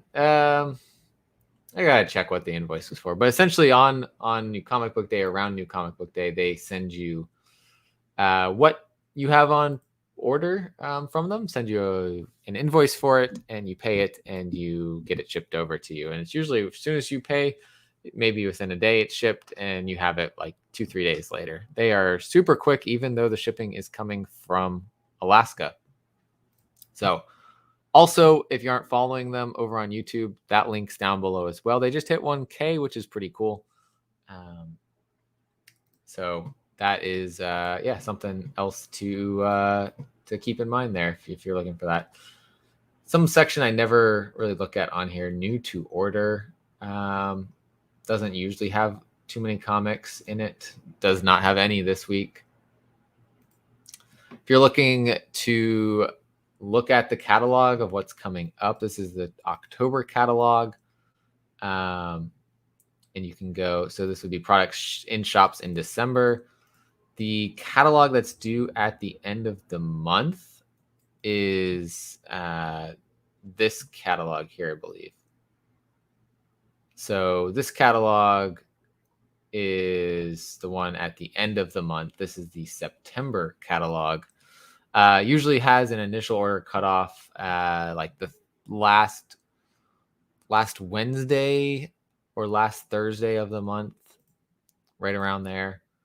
And so I usually go in and look first at those publishers that are in this section here, the comics and graphics novel section. That's where I find a lot of those indie titles that might get missed otherwise.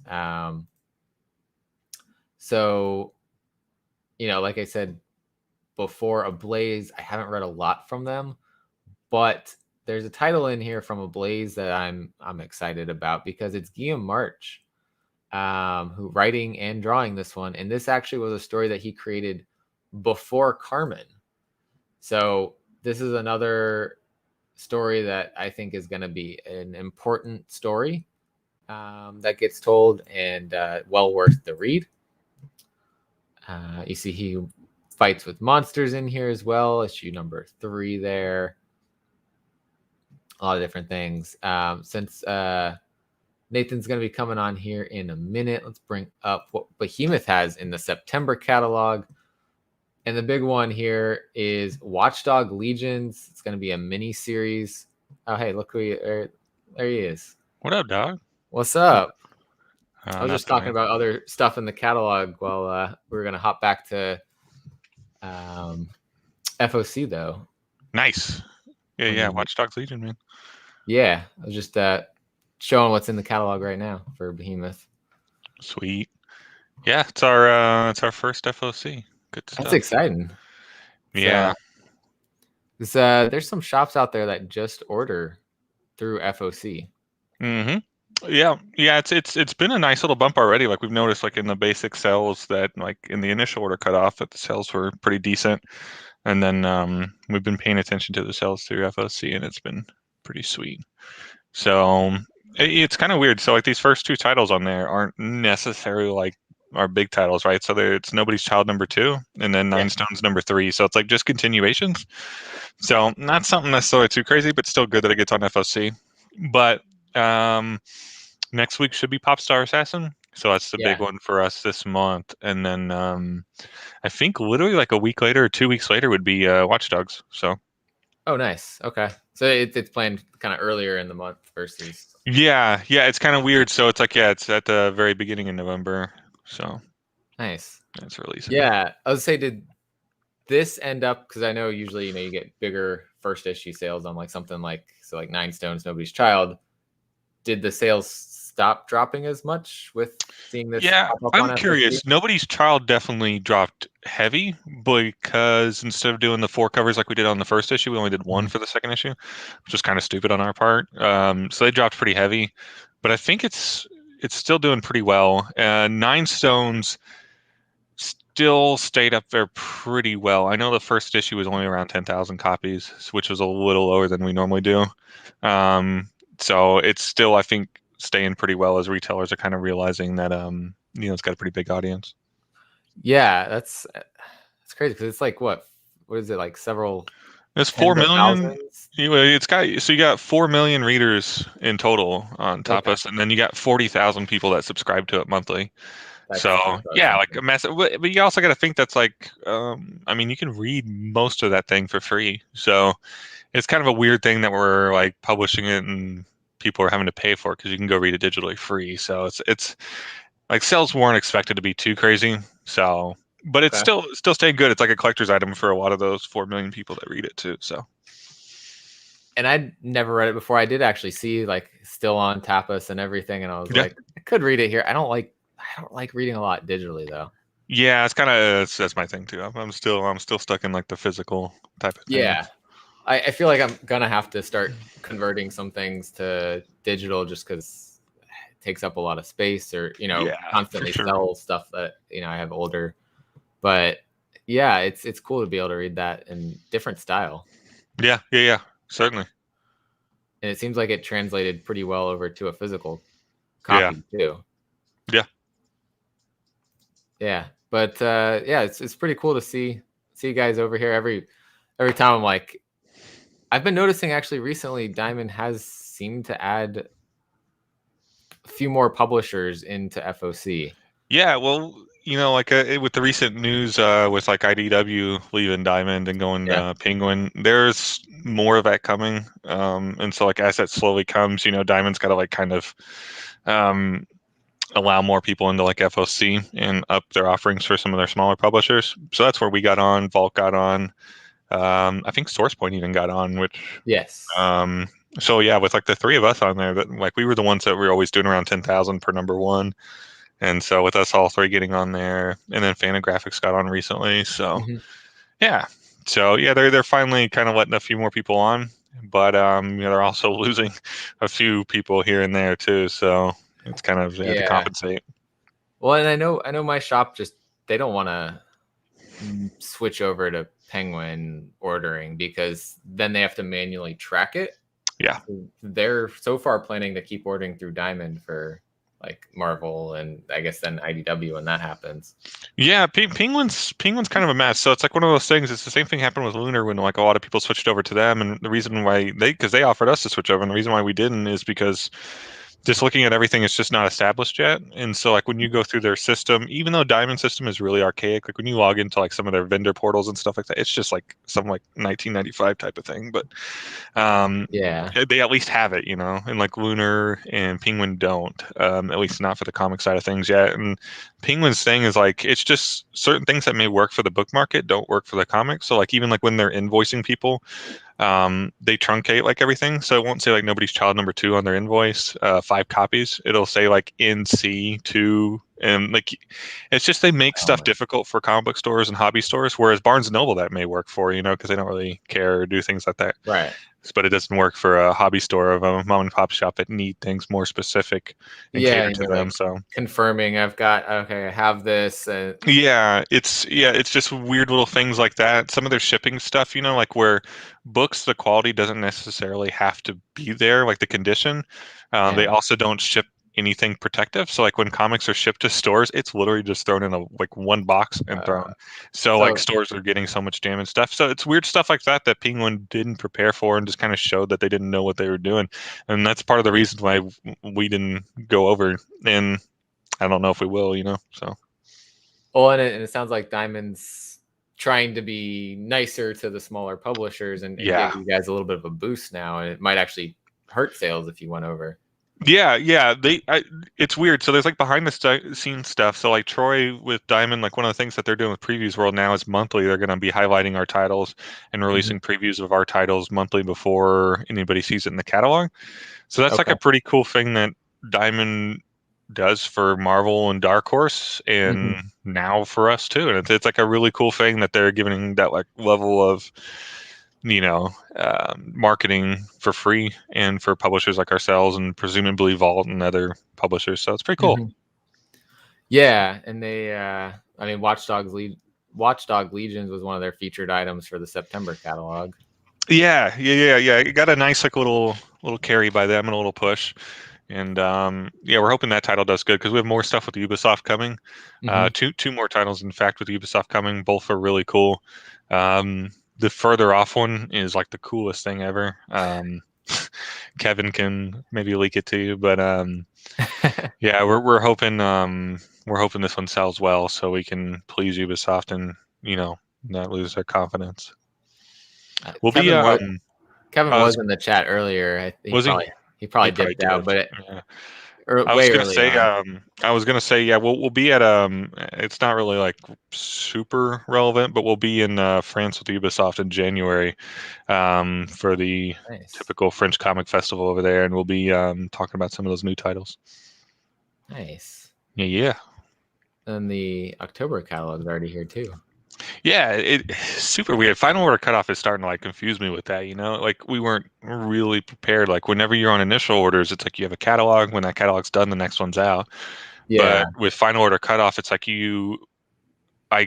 that other catalog's already been out, but we haven't even had the orders cut off for anything in the previous catalog. And that's just such a weird thing to wrap your head around.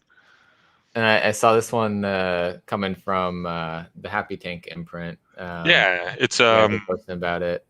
Yeah, it's a pretty cool title. The level of detail in it is what's so crazy. So like whenever you see the art for that thing, it's just super, super detailed. Yeah, I saw this and I was like, all right, I'm sold. What if Zelda and Conan had a child? Yeah, that's Kevin's weird way of describing stuff. So, but that does sound like Kevin. Yeah, it's a good series. It's only a 3-issue limited series, so a little bit kind of different than what we've been trying to do. But I think people will dig it. It's like I said, the art's just insanely detailed. And then, No Holds Barred from Eric Gladstone's a really sweet title as well. We've been like holding on to that one for so long. It's a 6-issue series. Awesome. Like you see, Gail Simone gave a pull quote for it, which is super rad. And it's like I said, 6-issue series, really rad, really colorful. Got a lot of humor mixed in with fantasy, which isn't something we normally do. It's just very similar to Happy Tank's title this month. It's kind of like a fantasy month for us. I see that. Titles. It's pretty cool. Yeah. And then Popstar Assassin continues. Nobody's Child. What else we got? And then Watch Dogs, of course, with that super rad cover Alberto did. I love that one. Which one? That one. Oh yeah. Yeah, that one's cool. Yeah, we did a at New York Comic Con. We did a 16-foot banner of that one. So yeah, that thing is fun. Yeah, it's massive. So I think Yeah. we'll probably have it at San Diego Comic Con too in November. Nice. Where did I don't think they have next week's FOC stuff on here yet now. No, yeah, I hate that. Maybe. Like, it's so weird. Believe it or not, we have access to the same stuff you do. So everything you have is like what we have, basically. You know. So it's such a weird thing. So like, I have to do the same thing. I have to look up and like, what's on next week's FOC? It's like, it's so weird, man. You said this one's on next week, you think? Yeah, it should be October 20th. Yeah, it definitely is. Yeah. So this will be the first #1 on Final Order Cutoff for you guys. Yep. So we're super interested to see how it does. The initial orders, I think, were right around 10,000, maybe a little lower. So we're hoping if like Final Order pushes it to 15, maybe. So we'll see. Yeah. Still, I don't know. There was a bit there where we were doing like 20,000 per #1, and it slowly dipped a little bit. And I think that's just kind of like the market retracting a little bit, which is not a big deal. Kind of makes sense. But yeah, Popstar's a great title, and then Watch Dogs Legion, like I said, is a great title. So we're hoping both of those can at least do 15, maybe push 20 on Watch Dogs. So, but Popstar, the cool thing with it is all the different covers. All 6 of those covers are hugely talented artists, and all of them have like a lot of experience in the industry. So, yeah, that one, the movie poster cover, that's really sick. Cool. Yeah. Marcelo's art's just absolutely insane, and then Baldemar Rivas did this one, which is super cool. Really talented artist. Wow. Yeah, and then Robert Samuelin. Yeah, he does a lot of cool pieces for Mondo as well. A lot of their posters. Really good artist. And then, that one. I think, but even continuing from here, like Popstar Assassin #2 and #3 so far have continued with 5 covers each. Okay. So, yeah. So pretty cool. And then Mark Chader. It's got a classic retro vibe to it. Yeah. Well, the whole series kind of does. It has kind of like it takes place in the 70s, to be fair, but it does have that kind of 70s feel. So, yeah, it's a really good series. Ed's a really good writer. I think Matt also helped him with the writing on it a little bit, and it's a really good series. I think people will dig that one. The total run on that one's 12 issues. Okay. So I think me and Ed have decided that it's coming out in 4-issue arcs is what we're doing. We're not quite sure. Okay. We're just going to wait kind of depending on the sales because I think Ed's around like 8 issues in right now. So there's kind of that thing. May not need a break. Yeah, and I feel like it'd be kind of weird to do 8 issues and then take a break and then come back for 4, but may do that. May come back. I don't know. We'll figure it out. But yeah, that one's a 12-issue series, that's one of our longer running ones. Which is gonna be cool. That'll be the longest under Behemoth versus like MFKZ is versus MFKZ being under Happy Tank's gonna be a long one too. Technically, 9 Stones will be the longest running one. It depends on if it's able to make that, depending on the sales. Because, like I said, being a free comic is going to be kind of like a tough thing that we're dealing with. But that series is 680 pages so far. So that's going to be split over at least 18 to 20 issues. We have another series that we're bringing to New York Comic Con that I believe is coming out in January. It's already been sent off for solicitation whenever it's coming out. So that series is called Quad, and it's told in 4-issue arcs, but it's 16 issues. And then I think that's pretty much it. You Promised Me Darkness is technically 12 issues. So wait, it's like 14 issues. So I don't know. 2 5s and a 4. I think it's a 5 and 2 4s, so 13 issues. So I think tough to say. Whatever Damien does. Whatever, yeah, exactly. Whatever Damien decides, that's his baby. So, awesome. But yeah. Yeah, it's pretty cool. Just knowing that that's gonna give a bump to sales a little bit, just because there's those shops out there that, like, I know Caroline said her shop is one of those ones that likes to just order off of Final Order Cutoff, and so she'll have to go to a different shop sometimes to get the Behemoth books because her main shop sometimes just won't order them. Yeah, it's sad. It's just the way it is. Final Order Cutoff, and like you understand it for like a retailer perspective. It's like it's supposed to be Diamond's top 20 publisher collective. So if a Yeah. publisher's not in the top 20, then it's probably better safe than sorry to just not order it if you're a small store that's really relying on month-to-month income. So it's just easier said than done than trying to pay attention to like that one title that may do something out of that small publisher. So True. it's understandable. So yeah, but it's a really good scenario now being on Final Order Cutoff. We're also getting the initial sales back from Simon and Schuster, which are really positive. I think like A Girl Walks Alone at Night sold like 6,000 volumes.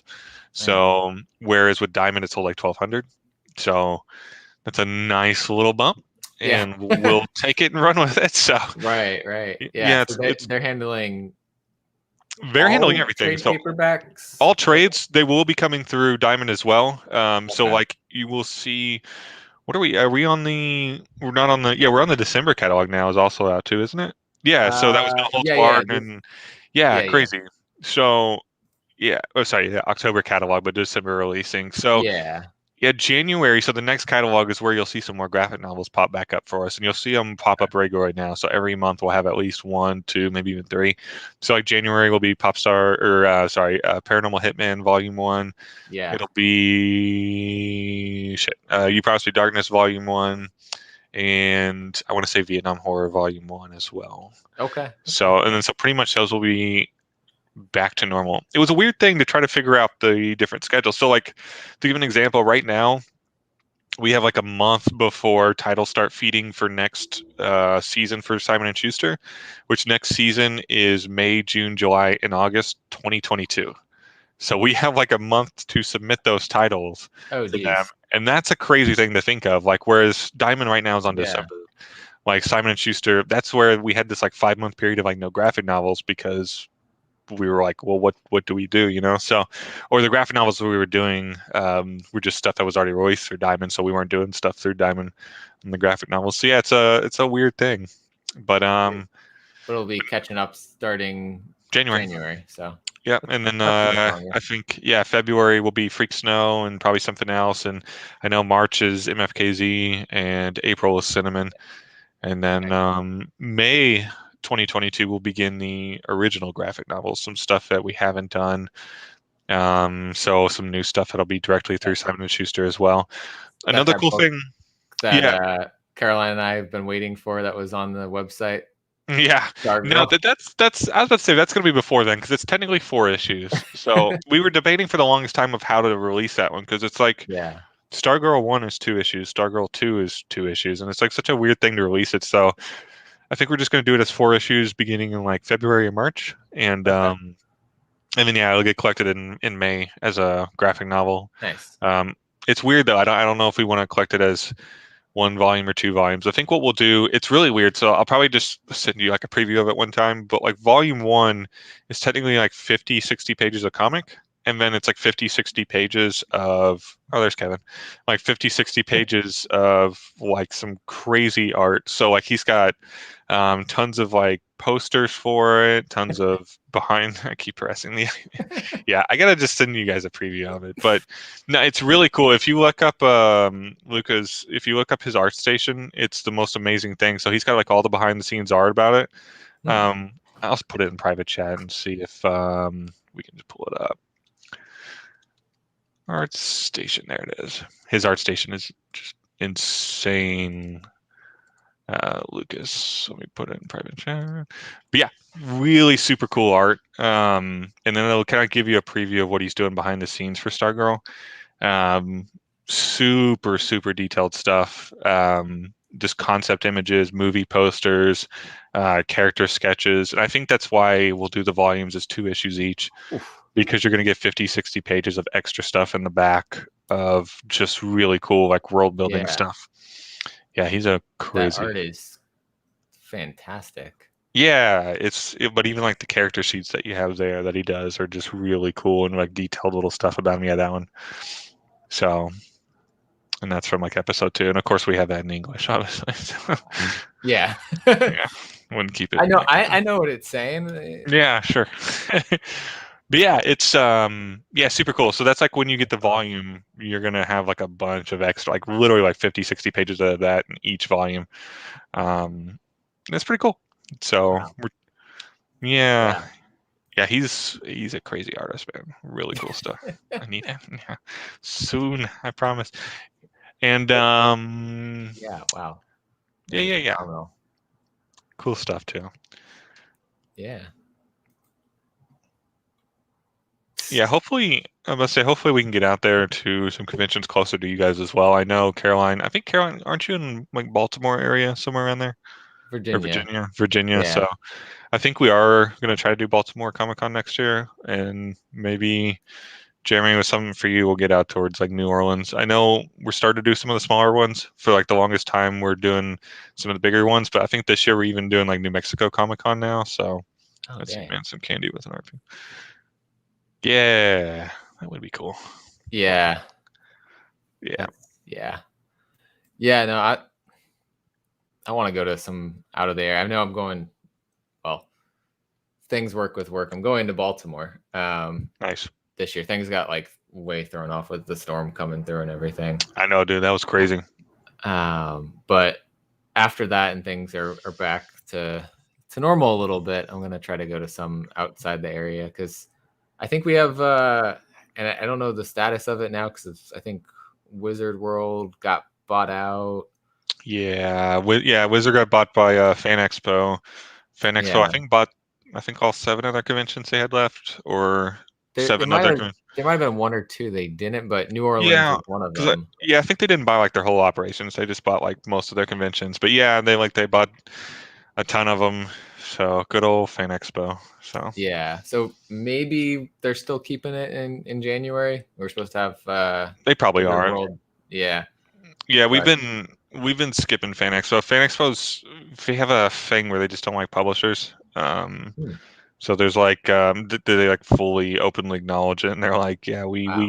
they cater towards yeah, celebrities and stuff first, and then publishers get what's left, and so it's like really hard to just kind of like fight over that last little bit. And So it's not as it's much about the comics as it is the sad but true, man. media side of things. Yeah, very sad but true, and that's the weird thing. I know ReedPop has its issues, but that's why we've always kind of like catered towards them, Yeah, because they're really good at just like accommodating publishers and making sure they can get them what they need and where they need it. And so, but yeah, they did a good job yeah, with us this year and giving us a good spot in New York. And then they gave like even Source Point.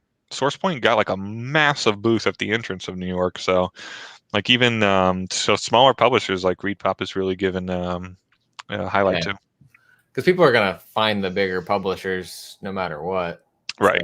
might Yeah. as Yeah. well help the smaller ones get some visibility. Yep. Yep. That's pretty cool. Awesome. I don't want to keep you too long. I know you're packing for New York Comic Con, getting Yep. things ready to ship out. Good times. But yeah. Anything else to add about FOC catalog? I'm about to say Anything coming up? not necessarily FOC. Like I said, Popstar Assassin's like the big one to pay attention to on FOC, but that's next week. Watch Dogs is literally I think going to be even the next week or maybe the week after that. Yeah, it should be the week after that. So 2 weeks would be that one. Watch Dogs is a really big one for us. Like I said, it's a licensed one. We got 2 more licensed projects coming with Ubisoft that we're really excited about. Those will both probably be announced January with them in France. And so we're excited about those. Otherwise, New York Comic Con, I guess keep an eye out for some exclusives. We have a comic that may or may not include Jack Black. I saw that in your story. Yeah. So we may or may not include Jack Black. So we got that coming, and Kevin's involved in that one as well. Kevin's done a great job overseeing that project. And yeah, I think a preview for that one will be coming in New York Comic Con. And then from there, there's other stuff besides Behemoth Comics. We'll have Behemoth Records at New York Comic Con as well with some like exclusive vinyls and cassettes, as well as Behemoth Interactive will have a gameplay demo of our first video games. So 2 of them will be showing off there. Awesome. We also have a panel on Saturday at New York Comic Con. I have no idea what that means. New York Comic Con, we have a panel on Saturday. Kevin's involved with it with me and 2 other awesome dudes, Mike Jarrett and another guy who is a programmer on the team for a video game called Postal. and it's like one of the most controversial video game franchises. Was even banned Okay, from I've heard of stores. that. Yeah, it was like banned from stores back when like Grand Theft Auto was banned from stores and stuff, and both of them were like blacklisted. Anyways, it's making a comeback now. Postal 4. It's on Steam now, and we're involved in some sort, which we'll of course talk about more at New York Comic Con. So, yeah, it's gonna be super rad, man. So, Awesome. and as always, appreciate you highlighting all the publishers on FOC, not just us, you know. And Absolutely. yeah, love to come on anytime. Awesome. Thanks Yeah, everybody for cool. watching and hanging out with us, and we'll say adios now. Yeah, adios.